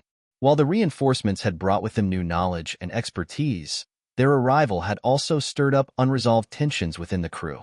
The initial optimism of having fresh hands on deck began to wane as they settled into a new routine. With each passing day, the emotional toll of months on Mars, coupled with the physical strain, began to wear on everyone's nerves. Emily noticed the change first. It started small, an offhand remark from Gavin that felt a little sharper than usual, a frustrated glance exchanged between Alyssa and Sarah when they disagreed about the medical protocols. Then, one morning, everything came to a head. It started when a routine test of the habitat's power systems revealed a glitch. The energy output was lower than expected, and it wasn't long before Mark, the lead engineer, discovered the source of the issue: a critical failure in one of the solar panel arrays. The repair was possible, but it would take several days to restore the full capacity. Emily knew this meant they would need to ration their power. The last thing they needed was another resource shortage. As soon as Emily heard the news, she called an emergency meeting. The crew gathered in the command center, the tension in the air thick enough to cut with a knife. "This is a serious issue," Emily began, her voice steady but firm. "The failure in the solar arrays means we're going to have to conserve energy. This could affect everything from our heating to food preservation. We'll need to adjust our schedules and make some tough decisions." Gavin, who had been quiet for most of the morning, spoke up. His voice was tight, betraying the frustration he had been holding back. "Are we seriously going to go through this again? We've been managing on low power for months, and now we're supposed to just adjust again? This is getting ridiculous." Emily's stomach tightened. She knew Gavin's patience was running thin. Everyone's was. But there was something in his tone that struck her differently this time. It wasn't just frustration. It was something deeper. Something that made her wonder if they were nearing a breaking point. "We can handle this," Emily said, trying to sound reassuring. "We've been through worse. We have systems in place to manage this." Mark stepped forward, his brow furrowed. "We can't just manage this. We need to fix it. It's going to take time to make the repairs. We need to make the most of the resources we have." Alyssa, who had been listening quietly, shifted in her seat. "What about the food production systems? We'll have to modify the growing conditions again to accommodate the energy shortage. We may have to shut down some of the less critical systems temporarily." That suggestion hit Sarah like a punch to the gut. Shut down food production? We can't afford to lose any more crops. We've already been struggling to keep things alive. I won't let that happen. The air in the room grew heavy as everyone turned their attention to Sarah. Emily could feel the room's tension crackling, like a live wire ready to snap. "I'm not suggesting we shut down everything," Alyssa responded, her tone patient but firm. "But we'll have to make hard choices. Some crops will have to go into a kind of dormant state to preserve energy. It's a temporary measure." "I understand that," Sarah shot back, her voice rising. "But we've been on the edge for so long. If we lose any more food, we're done. It's not just a temporary measure. It's a step toward the end." Emily watched the exchange with growing concern. It was clear that the months of isolation, combined with the mounting pressure of survival, had begun to erode the crew's sense of unity. They were no longer just battling the harsh Martian environment. They were battling each other. Gavin, whose patience was already worn thin, exploded. "We're all under pressure, Sarah, but we don't have time to hold everyone's hand. We need to make these decisions now. If you can't handle that, maybe it's time to step back." Sarah's face reddened. Her eyes welled with tears, though she fought to keep them at bay. "I'm not stepping back, but don't act like this is easy for any of us. I'm just trying to keep us alive, all of us." Emily's heart clenched as she watched her crew, once so united, now unraveling before her eyes. There were moments when she thought they might collapse entirely, when the strain of their existence on Mars seemed too much to bear. For a long moment, no one spoke. The tension in the room was suffocating, and Emily could feel the weight of their frustrations pressing down on her shoulders. Finally, she broke the silence. "Okay, let's take a step back. We're all feeling the strain, but if we don't pull it together, we're going to lose more than power. We'll lose each other." She paused, letting her words sink in. "We've come too far to let this break us. We need to figure this out together." The room was quiet for a moment longer before Gavin, his face tight with emotion, nodded reluctantly. "Fine, but this has to be fixed, and soon." Sarah wiped her eyes, taking a deep breath. "We'll figure it out. We always do." The meeting ended shortly after that, and everyone went their separate ways. Emily remained in the command center for a while, sitting alone, staring at the screens. She had a long list of tasks to address, but her mind kept returning to the arguments she had witnessed. The way the crew had snapped at each other. It was a reminder of how fragile their cohesion had become. She knew they were all stretched thin. It wasn't just the work that had worn them down. It was the isolation, the constant pressure to survive. Every day on Mars felt like a battle, and though they had managed to push through so far, Emily couldn't help but wonder how much longer they could keep it up. But there was no time for self-doubt. The crew needed her. She needed to hold them together, to remind them why they were there in the first place. For the future, for humanity, for Mars. Emily stood, her resolve hardening. They would get through this. They had to. For as long as Mars remained unforgiving, they would face it together. It had been a few days since the heated confrontation in the command center, and Emily could feel the difference. The crew was still tense, but the anger from the earlier argument had dissipated, replaced by a shared understanding of the stakes.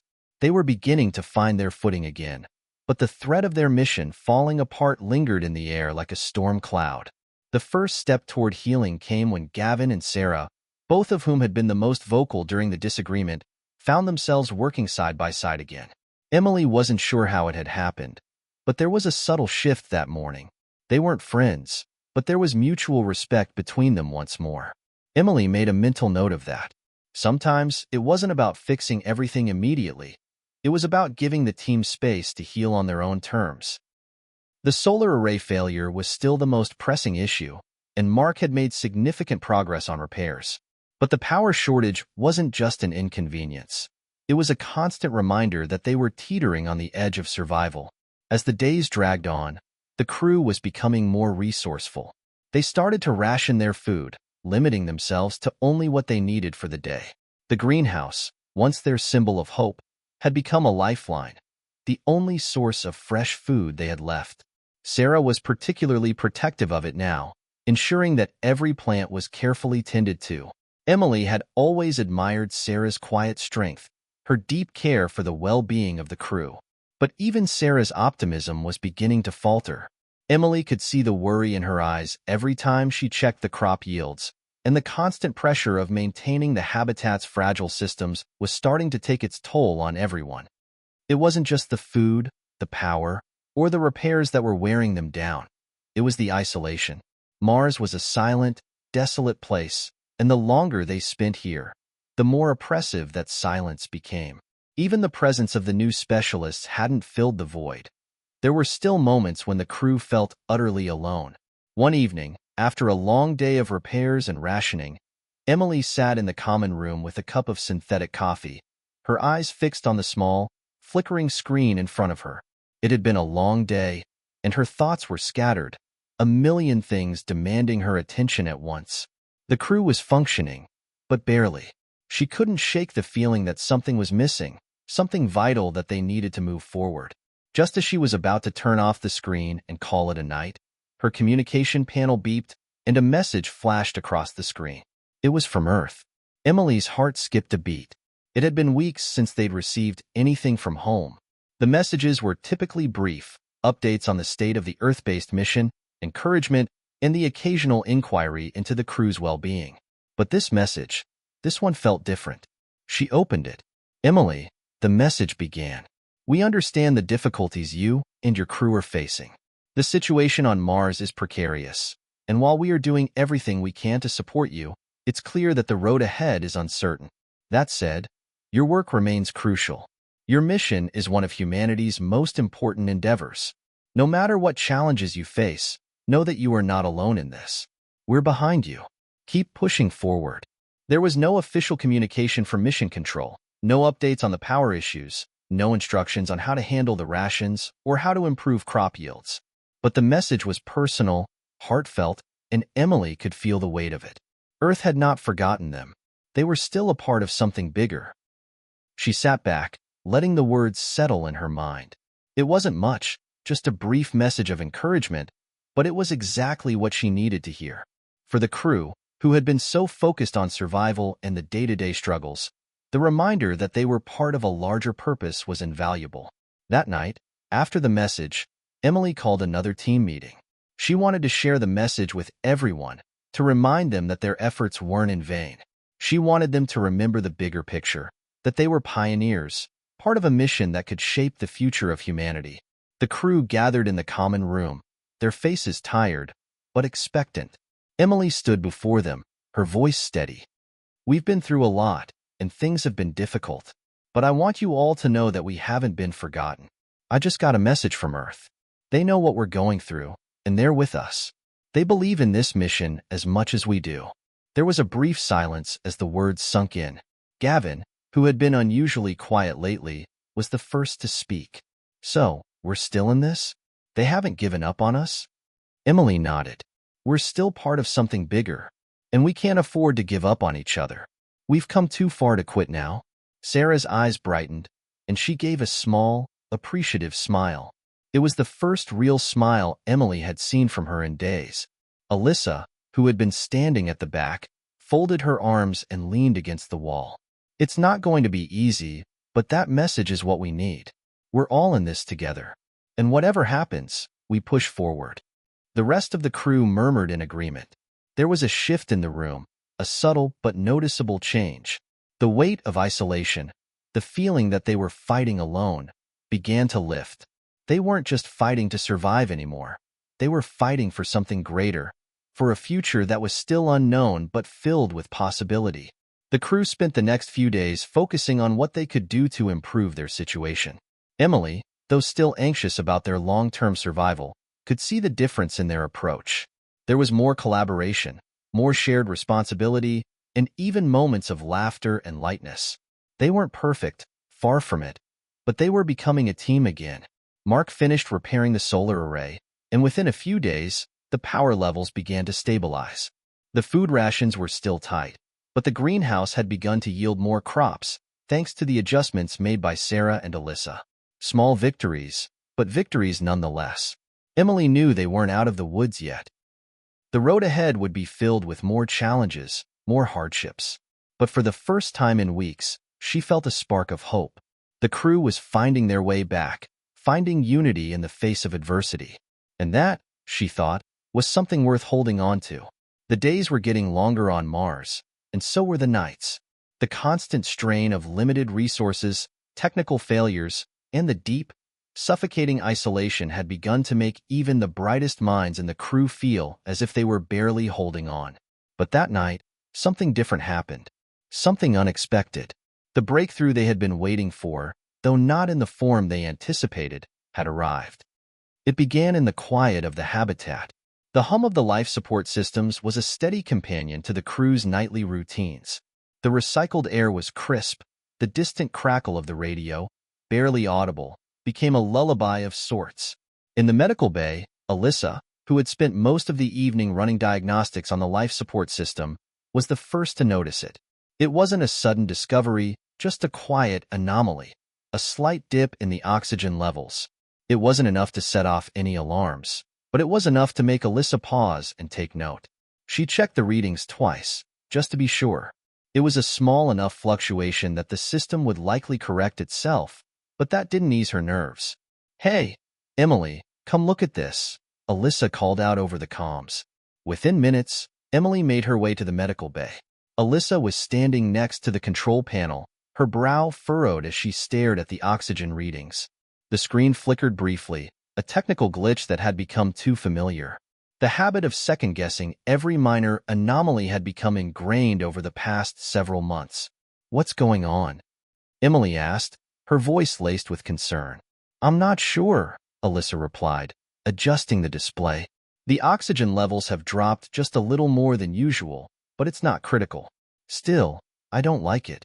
Could be a faulty sensor or something with the CO2 scrubbers, but I think we should check it out." Emily nodded, her gut tightening. Another issue, on top of everything else. They couldn't afford even the smallest complication. "Let's get Mark and Gavin in here.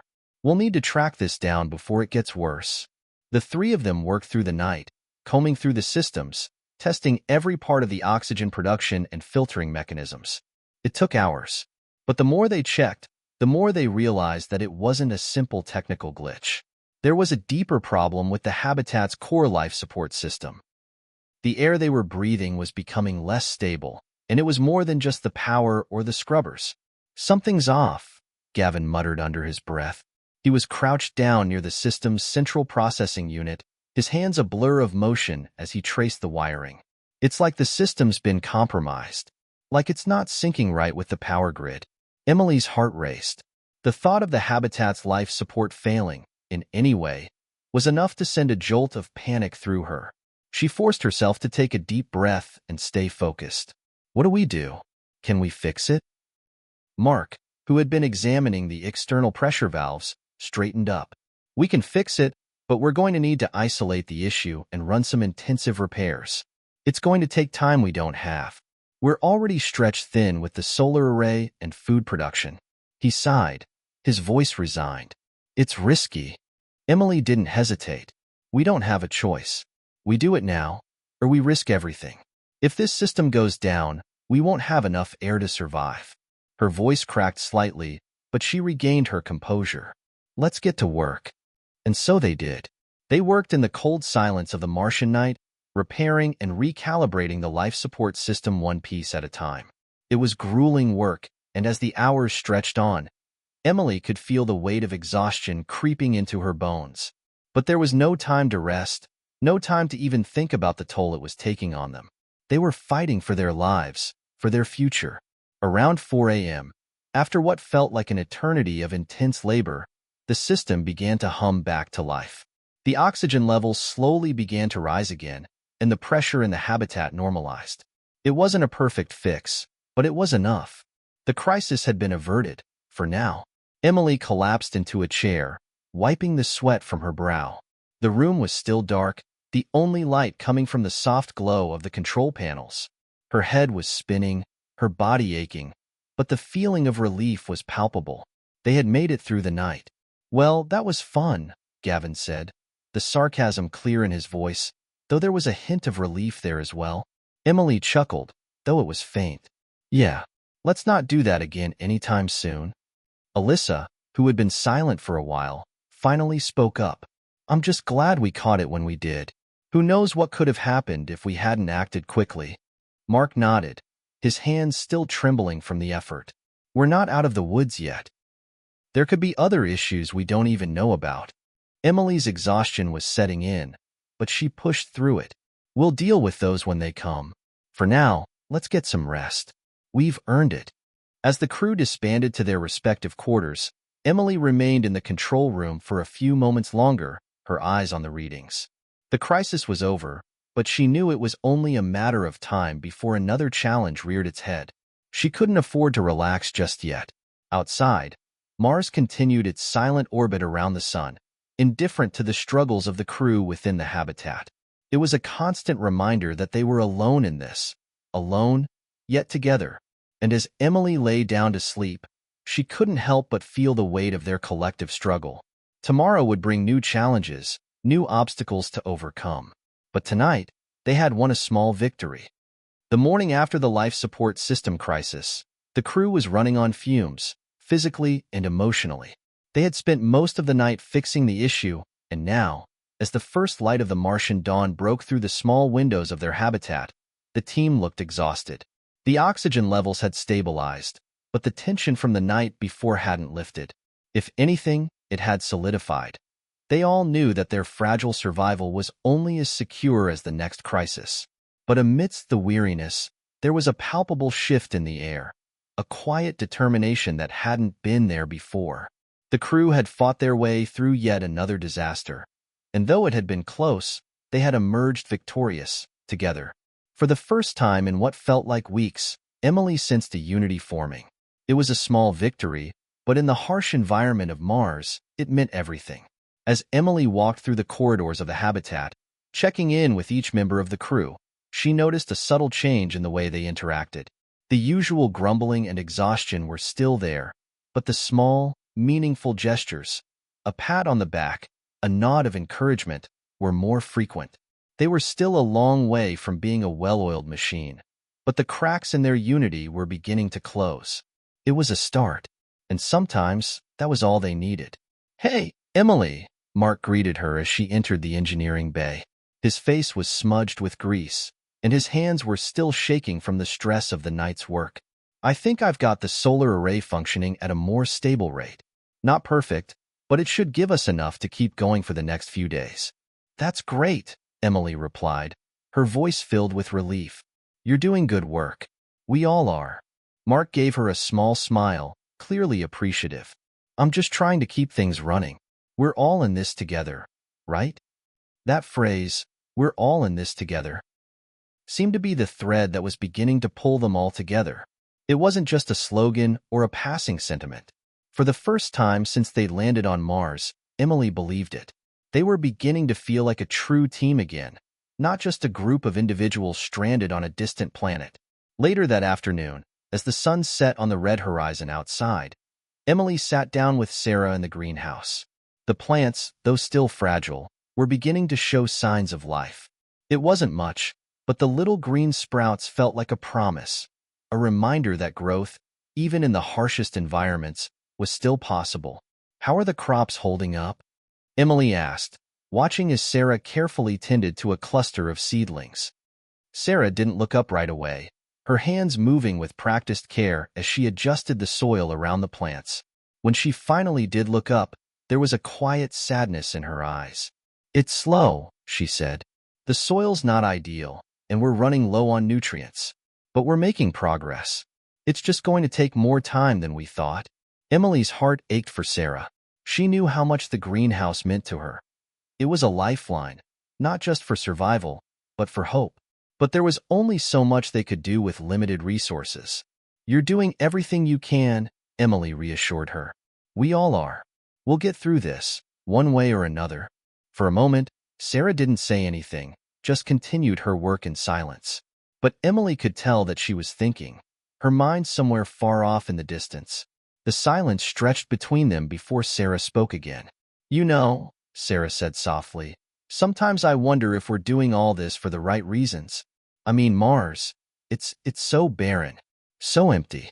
And yet, here we are, pushing forward, trying to make something of it." Emily frowned, her curiosity piqued. "What do you mean?" Sometimes I wonder if we're meant to be here at all. I know we have to try, for the future of humanity. But when I look at these plants, when I see the struggle, it makes me question whether we're really supposed to be here," Sarah explained, her voice tinged with uncertainty. "What if we're just forcing ourselves into a place that doesn't want us?" Emily felt a pang of uncertainty as well. The thought had crossed her mind more than once, but she quickly pushed it aside. Doubt was dangerous. It could erode everything they were fighting for. "We don't have the luxury of thinking about what's easy, Sarah," Emily replied, her tone firm. "We're doing this because it's bigger than us. Because if we don't, who will?" Sarah nodded, but there was still a lingering sadness in her eyes. It was clear that the weight of the mission was starting to take its toll on her. Emily couldn't blame her. The isolation, the constant struggle, the uncertainty of it all was enough to make anyone question their purpose. Look, I know it's hard, Emily continued, her voice softening. But remember, it's not about Mars. It's about what we can do here, what we can prove. It's about showing the world and ourselves that we can survive, that we can thrive in places no one ever thought we could. Sarah's lips curled into a small, tired smile. I hope you're right. Emily reached out and placed a hand on Sarah's shoulder, offering a gesture of support. It was a small comfort, but sometimes small things made all the difference. The conversation drifted into silence once more, and Emily found herself lost in thought. Mars was a cruel and unforgiving planet. It offered nothing but dust and stone. But it was also a place of endless possibility. If they could survive here, if they could carve out even the smallest piece of life, then perhaps the impossible wasn't as impossible as it seemed. As she stood to leave, Emily glanced out the small window of the greenhouse, her gaze drawn to the vast emptiness stretching out before them. The horizon seemed to stretch on forever, the barren landscape a reminder of just how far they had come, and how far they still had to go. Tomorrow, they would face new challenges. The solar array was functioning, but the power supply remained fragile. The food production was still limited, and the psychological strain was only growing as the days stretched on, one after another. But for the first time in weeks, Emily felt a flicker of hope, a sense that they might be able to do this. They might just be able to turn this barren world into a new home, one step at a time. The days that followed brought new challenges, but none were as immediate or as severe as the crises that had marked the previous weeks. Yet, despite the lack of visible disasters, the tension inside the crew continued to grow. It wasn't the life support system, the crops, or the solar arrays that threatened their survival this time. It was the unseen weight of isolation. Mars, with its barren landscape and endless expanse, had begun to take a psychological toll on the crew. For the first time since their arrival, Emily could sense the quiet erosion of hope in the small moments, the moments when no one was speaking, when their tired eyes met, and the silence between them said more than words ever could. The endless stretch of red dust outside, the perpetual sunburned sky, and the nights where sleep didn't come easy were wearing them all down. Each day, it felt like they were farther away from home. Physically, emotionally, mentally, and no matter how much they tried to push through, there was always something lurking, some silent dread waiting to surface. It was one of those quiet, oppressive afternoons when Emily, alone in the control room, found herself staring out the window. The dome above her, a barrier that had once seemed so reassuring, now felt like a prison. She didn't dare tell the others, but she felt the weight of it more each day. She longed for the sight of a human face, the sound of a voice that wasn't crackling over a broken comm system. A hug, a touch, a laugh. Just something, anything to break the eerie stillness of Mars. But there was nothing, just endless stretches of silence. The system alerts interrupted her train of thought with a soft ping. Her eyes flicked to the monitor, and her stomach dropped. A new issue had cropped up in the power grid. Nothing catastrophic, but serious enough to require immediate attention. She glanced at the clock. Another challenge to face, and it was already late in the day. They were running out of time and energy. Sighing, Emily left the control room and made her way to the engineering bay, hoping to catch Mark before he buried himself in a new set of diagnostics. As she entered, she saw Mark hunched over the power grid diagnostics panel, his brow furrowed in concentration. "Hey," Emily called out softly. "What's going on?" Mark glanced up, his tired eyes taking in her presence. "We've got a dip in the power grid, just like the oxygen system a few days ago. It's manageable right now, but I'm getting some inconsistent data. The solar arrays are fluctuating, and the backup battery storage isn't performing optimally. Could it be the weather?" Emily asked, trying to grasp at any logical explanation. Mark shook his head. "Mars doesn't exactly have unpredictable weather patterns, and we've been monitoring the solar array's exposure closely. The issue seems to be internal, probably a wiring problem or a malfunctioning component. But I'm telling you, it's not just a simple fix." Emily frowned, the tight knot in her stomach only growing. "Is it something that can be repaired with the current tools we have?" Or will we need parts we don't have? It's possible we'll need to improvise, Mark said, his voice heavy with worry. The tools and equipment we have are limited, and with the power supply already stretched thin, we don't have much room for error. If we don't fix it soon, we might find ourselves without power in the middle of a Martian night. Emily nodded, trying to process the weight of his words. The combination of isolation, technical problems, and exhaustion was taking its toll on everyone. She didn't want to admit it, but she could feel the team beginning to unravel. They were walking a fine line between survival and despair. "We'll fix it," she said finally, though the conviction in her voice was more a shield against her own doubts than an actual solution. "We have to. We'll make it work." Mark nodded, though his eyes betrayed a flicker of uncertainty. "Let's get started then," Emily said, trying to summon the energy to move forward. "It's going to be a long night." The following hours were some of the longest in Emily's life. The problem wasn't a quick fix. Mark, Gavin, and Emily found themselves hunched over the panels, hands numb from working with the brittle wiring in the cold engineering bay. The task was monumental. They were struggling to identify the root cause of the power fluctuations, and with each passing moment, the dread in Emily's chest grew heavier. They couldn't afford to mess this up. There were moments when they almost gave up. They almost allowed the despair to settle in and take over. But Emily wouldn't let it. She couldn't afford to let it. Not when every decision felt like a matter of life or death. "Emily," Mark's voice broke through her concentration. He had his hand on a particular panel, frowning deeply. "You need to see this." Emily crossed the room quickly, her heart already racing. "What is it?" He pointed to a specific circuit board, his finger tracing the problem. "This is a critical failure. The power grid isn't syncing with the solar array the way it should, and there's no backup system in place. If we don't get this fixed now, the entire grid could crash in a matter of hours." A sickening feeling of dread washed over Emily. Without the power grid functioning properly, the habitat wouldn't be able to sustain itself for long. They wouldn't have enough energy for the life support, the growing crops, the communications. Without power, Mars would swallow them whole.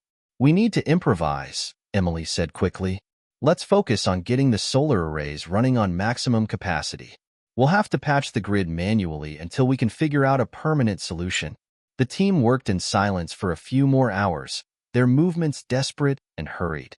The pressure of the situation hung over them like a weight. The minutes felt like hours. The team had become a blur of frantic action, each of them fighting the clock in their own way. Finally, as the first pale rays of Martian sunlight streamed through the windows, Emily looked up at the power grid. The diagnostics were showing a slight improvement, the fluctuations had been reduced, and they were on the verge of stabilizing it. But the relief she felt was short-lived. There was no time to celebrate. As the crew gathered together, their faces pale from exhaustion, Emily couldn't shake the feeling that something else was coming, something they hadn't anticipated. The weight of the isolation, the constant failures, the unrelenting challenges, they were starting to wear them all down. "Is it over?" Alyssa asked, breaking the silence. Her voice was hoarse, strained from the hours of work and stress. "For now," Emily replied, her voice tight, "but we need to stay vigilant. The real test is still ahead of us."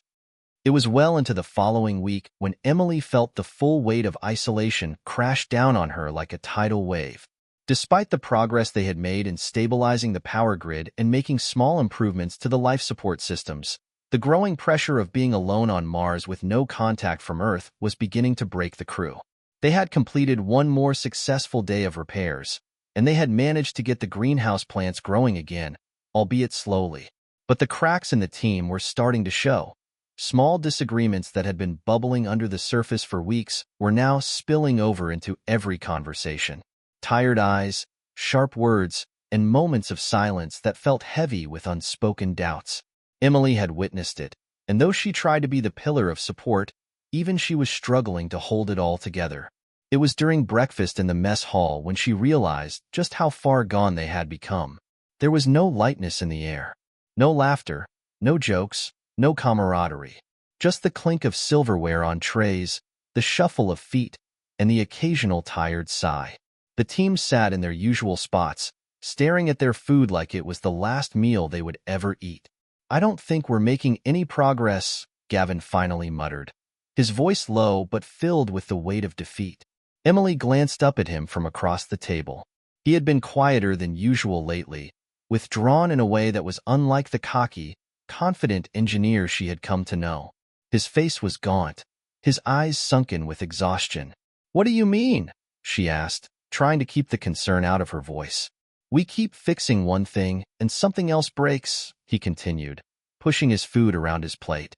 "It's like a game of whack-a-mole, and no matter how many problems we solve, the bigger ones are still out there.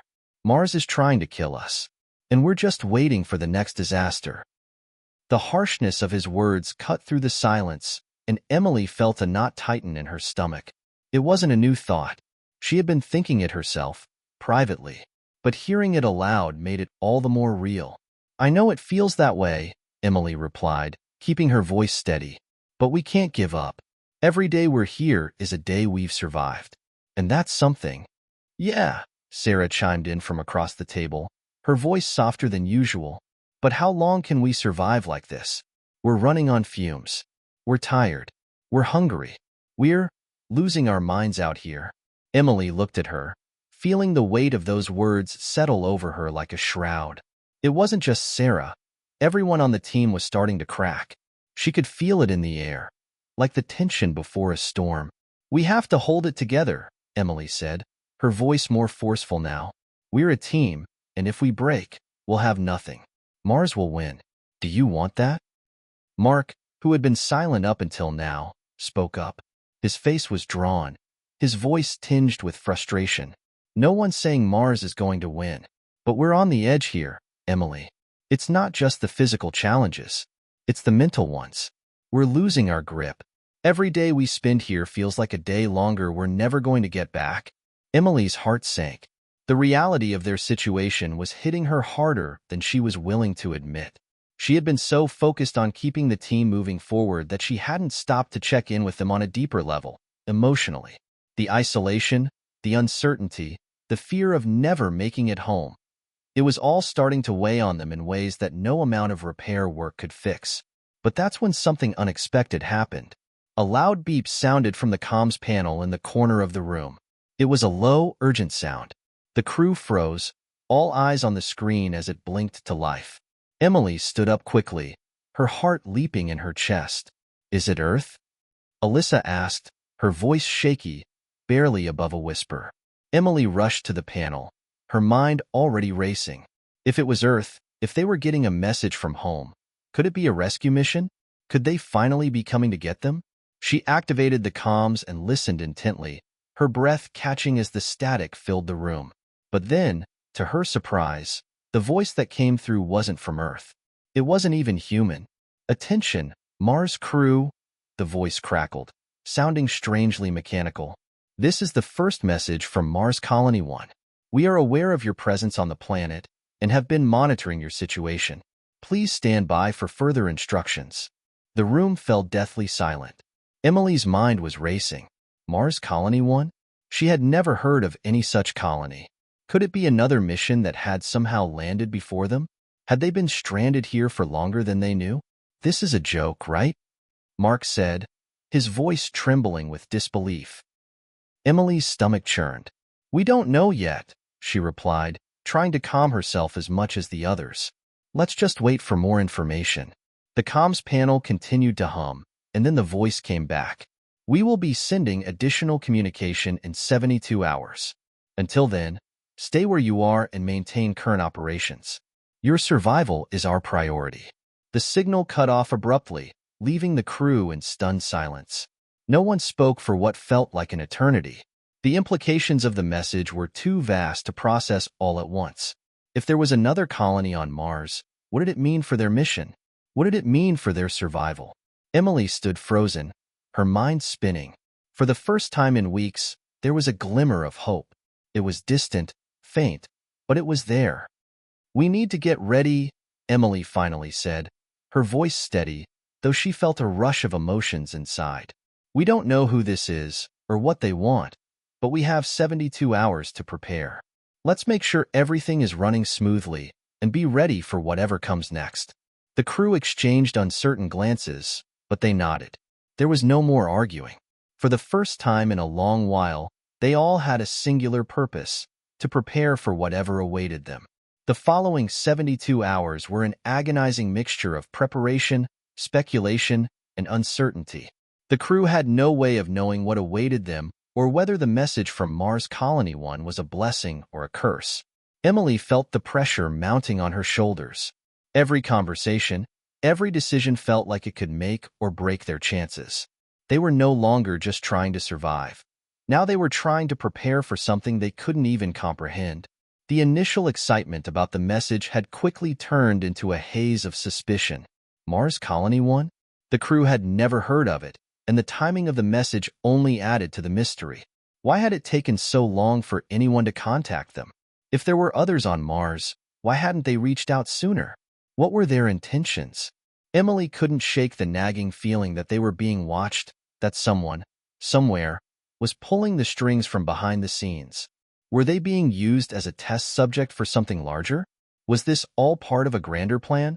Or were they simply part of a failed mission abandoned to their fate? The days leading up to the next transmission were filled with tense silence and quiet unease. The crew worked tirelessly to ensure everything was running as smoothly as possible, checking systems, recalibrating equipment, reviewing protocols. But beneath it all, the weight of the unknown hung over them like a storm cloud. By the time the 72 hours had passed, Emily felt like she hadn't slept in days. Her body ached, her mind was frayed, and every moment seemed like it could be the last. They had gathered in the control room, all eyes glued to the comms panel, waiting for the next communication. It came exactly on schedule, right on the dot. The panel flickered to life, and the same mechanical voice echoed through the room. "Attention, Mars crew. This is Mars Colony 1. We are sending you an urgent transmission. Please prepare for arrival in 48 hours. Your designated coordinates will be transmitted shortly. Stand by." There was a long pause, and then the transmission ended abruptly, leaving the crew in stunned silence. Emily's heart pounded in her chest, and she felt her hands begin to shake. "They're coming," Alyssa whispered, her voice filled with a mixture of disbelief and hope. Emily felt her breath catch in her throat. For all the preparation, for all the questions that still remained, the crew had a new goal now: to meet whatever awaited them on Mars. But there was so much that they didn't know. Who were these people? Were they really a colony? Or was this something else? And, most importantly, how would their arrival change everything for them? "Okay," Emily said, trying to sound calm, though her nerves were on edge. "We've got 48 hours. Let's focus on getting the habitat ready and ensure we have everything in place for their arrival. We need to be prepared for anything." Mark, who had been unusually quiet during the transmission, spoke up, his voice edged with doubt. "We don't know anything about these people, Emily. What if they're not who they say they are? What if this is some kind of trap?" "I'm not saying we drop our guard," Emily replied, her voice firm, "but we've come this far. We're not just going to fall apart now. We'll meet them, and we'll figure it out when we know more." The crew nodded reluctantly, though there was a clear unease in the air. They had no choice but to trust the message, to believe that whoever was on their way had some kind of plan for them. The next 48 hours were a blur of activity. Every member of the crew worked relentlessly, making sure systems were optimized and all supplies were in order. They ran diagnostics on every piece of equipment, checked their communications, and prepared the landing site in case this was a physical arrival. But the entire time, Emily couldn't shake the feeling that they were rushing towards something they couldn't control. What if Mars Colony 1 wasn't coming to help them? What if they were just being brought into something much darker? The questions gnawed at her mind, but there was no time to dwell on them. They had to be ready, and they had to act like everything was normal, even if it wasn't. As the clock ticked down to 0, Emily and the crew gathered in the control room, waiting for the signal that would tell them what was about to unfold. The tense silence stretched on, thick with anticipation and fear. Emily couldn't help but glance at her crew members, each of them wearing their own mask of determination mixed with unease. Finally, the comms panel blinked to life, and the mechanical voice returned. "Mars crew, we have arrived. Coordinates match your location. Prepare for immediate contact. Please open the docking bay doors. The words hit Emily like a punch to the stomach. Prepare for immediate contact. They were here. The crew rushed into action. There was no hesitation this time. No second guessing. They moved quickly, setting everything into motion as they made their way toward the docking bay. Emily's heart raced as she followed the others, her thoughts swirling in chaos. What would they find? What would they say? Were they going to be welcomed? Or would this encounter change everything they had worked so hard for? Everything's ready, Mark said, adjusting his suit and checking his gear. But just remember, Emily, we don't know who these people are. I know, Emily said, her voice tight, but we're not backing down. Whatever happens, we're sticking together. The crew gathered in the docking bay, holding their breath as the doors slowly creaked open, revealing nothing but the endless expanse of red dust outside. The wind picked up slightly, sending wisps of dust swirling into the air. And yet, there was no sign of a ship, no indication that anything was arriving. Emily's pulse quickened. Were they too late? Had something gone wrong?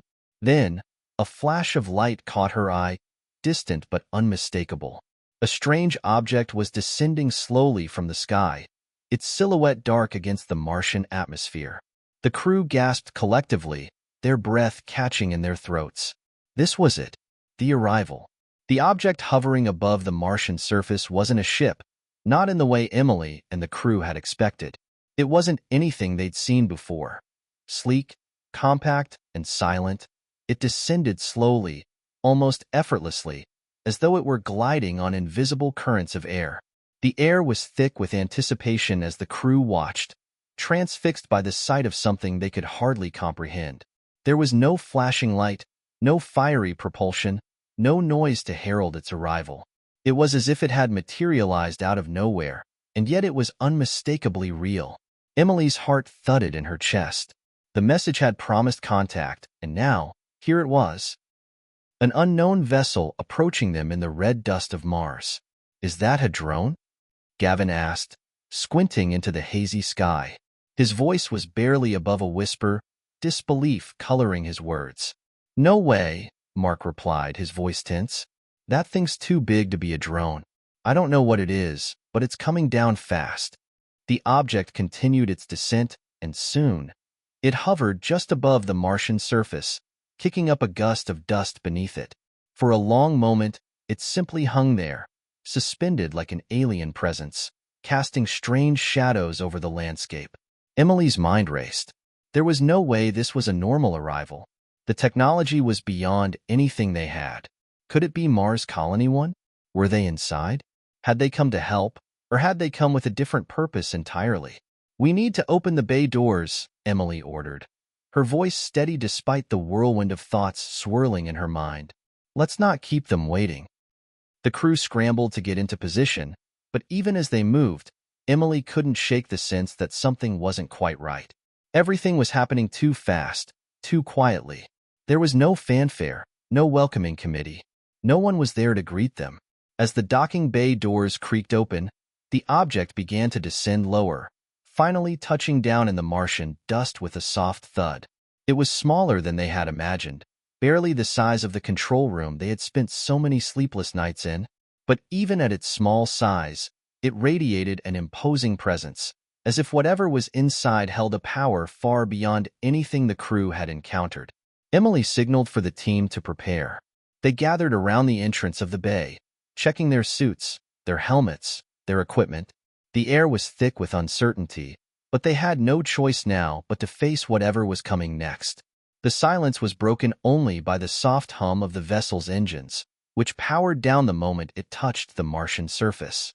A few moments passed before the hatch slowly opened with a metallic hiss. Inside, the crew expected to see human faces, another group of astronauts, perhaps with the same tired eyes they had. Instead, the doorway revealed a single figure, a silhouette emerging slowly from the craft. Tall, clad in a dark, sleek suit that reflected the low sunlight, the figure moved with an eerie grace, stepping down onto the Martian soil with confidence. Emily felt her breath catch. The figure wasn't human. The being's features were obscured by a helmet, its face hidden from view. But the figure's movements were too smooth, too deliberate. It carried an air of authority, one that set Emily's pulse racing and a deep knot of dread settling in her stomach. "Who are you?" Emily called out, her voice steady despite the rising tide of fear in her chest. The figure didn't respond immediately. Instead, it took another step forward, and then, in an unexpected turn of events, a voice, distorted but unmistakably clear, echoed from the figure's helmet. "We have been waiting for you," it said, the voice oddly mechanical, yet somehow layered with something more, something ancient, something not of Earth. Emily felt a chill creep down her spine. Waiting for them? What did that even mean? Who was they, and why had they been watching the crew? A pause stretched out between them. Then, the figure stepped forward, its movements swift, almost unnervingly so. Without waiting for a reply, it gestured to the rest of the team, as if they were expected to follow. "Come with us," it said. "You have much to learn." Emily hesitated. The group stood frozen in place, exchanging glances filled with fear and confusion. She could see it in their eyes. This was nothing like they had imagined. No friendly welcome, no open arms. Instead, it felt like a summons to something darker, more ominous. But Emily had no choice. This was the moment. They had come this far. Whatever awaited them, they needed to face it together.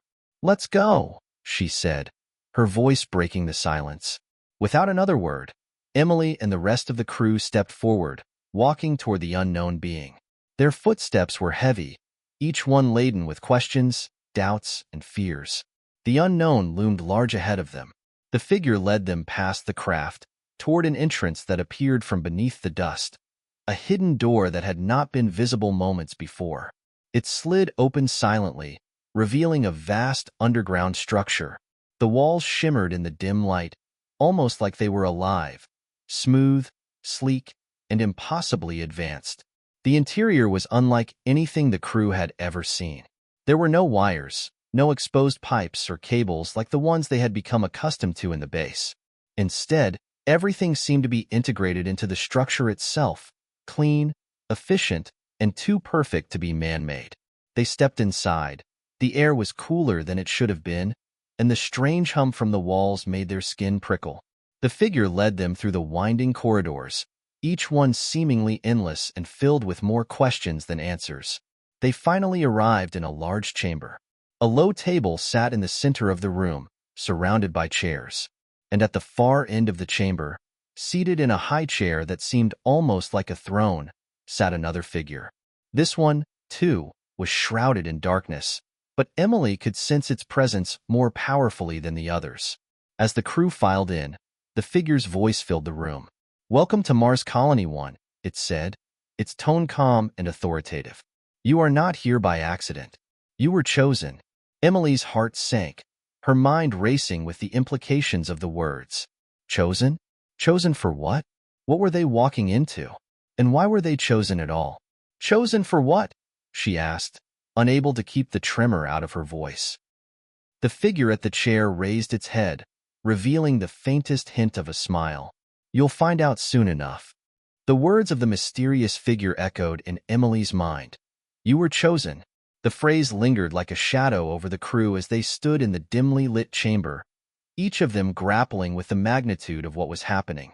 For so long, they had fought to survive, clinging to hope, to any signs of life beyond their lonely existence on Mars. But now, standing in the presence of this unknown force, hope felt more like a distant memory than a reality. Emily's gaze was locked on the figure seated at the end of the room, the one who had welcomed them to Mars Colony 1. The being's face remained obscured in the shadows, and its voice, smooth, controlled, and almost hypnotic, sent a shiver through her spine. "You'll find out soon enough," the figure had said, his voice leaving no room for doubt. It was both a promise and a threat, as though their fates had already been sealed before they even set foot on Mars. Emily felt a deep unease settle in her chest.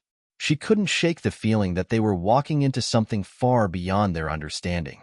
She exchanged nervous glances with her crew, but there were no words to express the sheer weight of the situation. They were on the edge of something vast, something unfathomable. And in that moment, they couldn't decide if they were walking toward salvation or doom. The figure sitting before them finally stirred. It raised its hand slightly, a signal for them to come closer. The crew hesitated but followed suit, stepping into the room, their footsteps echoing in the eerie silence. As they drew nearer, Emily's heart raced. What was this place? What was its purpose? And most importantly, who were the beings that had brought them here? Sit, the figure commanded, its voice calm, yet forceful. They all took their seats around the low table, and for the first time since they had arrived, the air seemed to still. Emily couldn't help but feel like they were part of a greater plan, one that they had no control over. It was as though they had been pulled into a web spun by an unseen hand. The figure's gaze never wavered, and for a long moment there was silence. Then, it spoke again.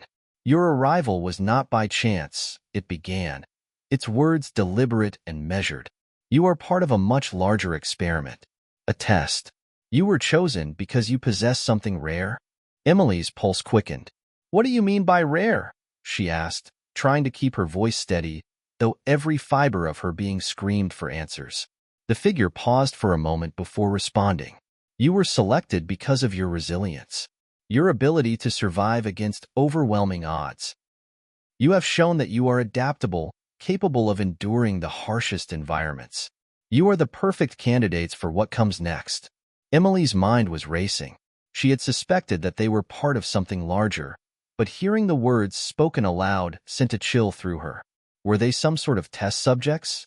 Were they being experimented on? What's coming next? She asked, her voice barely above a whisper. The figure's gaze softened, just slightly. The next phase of human evolution?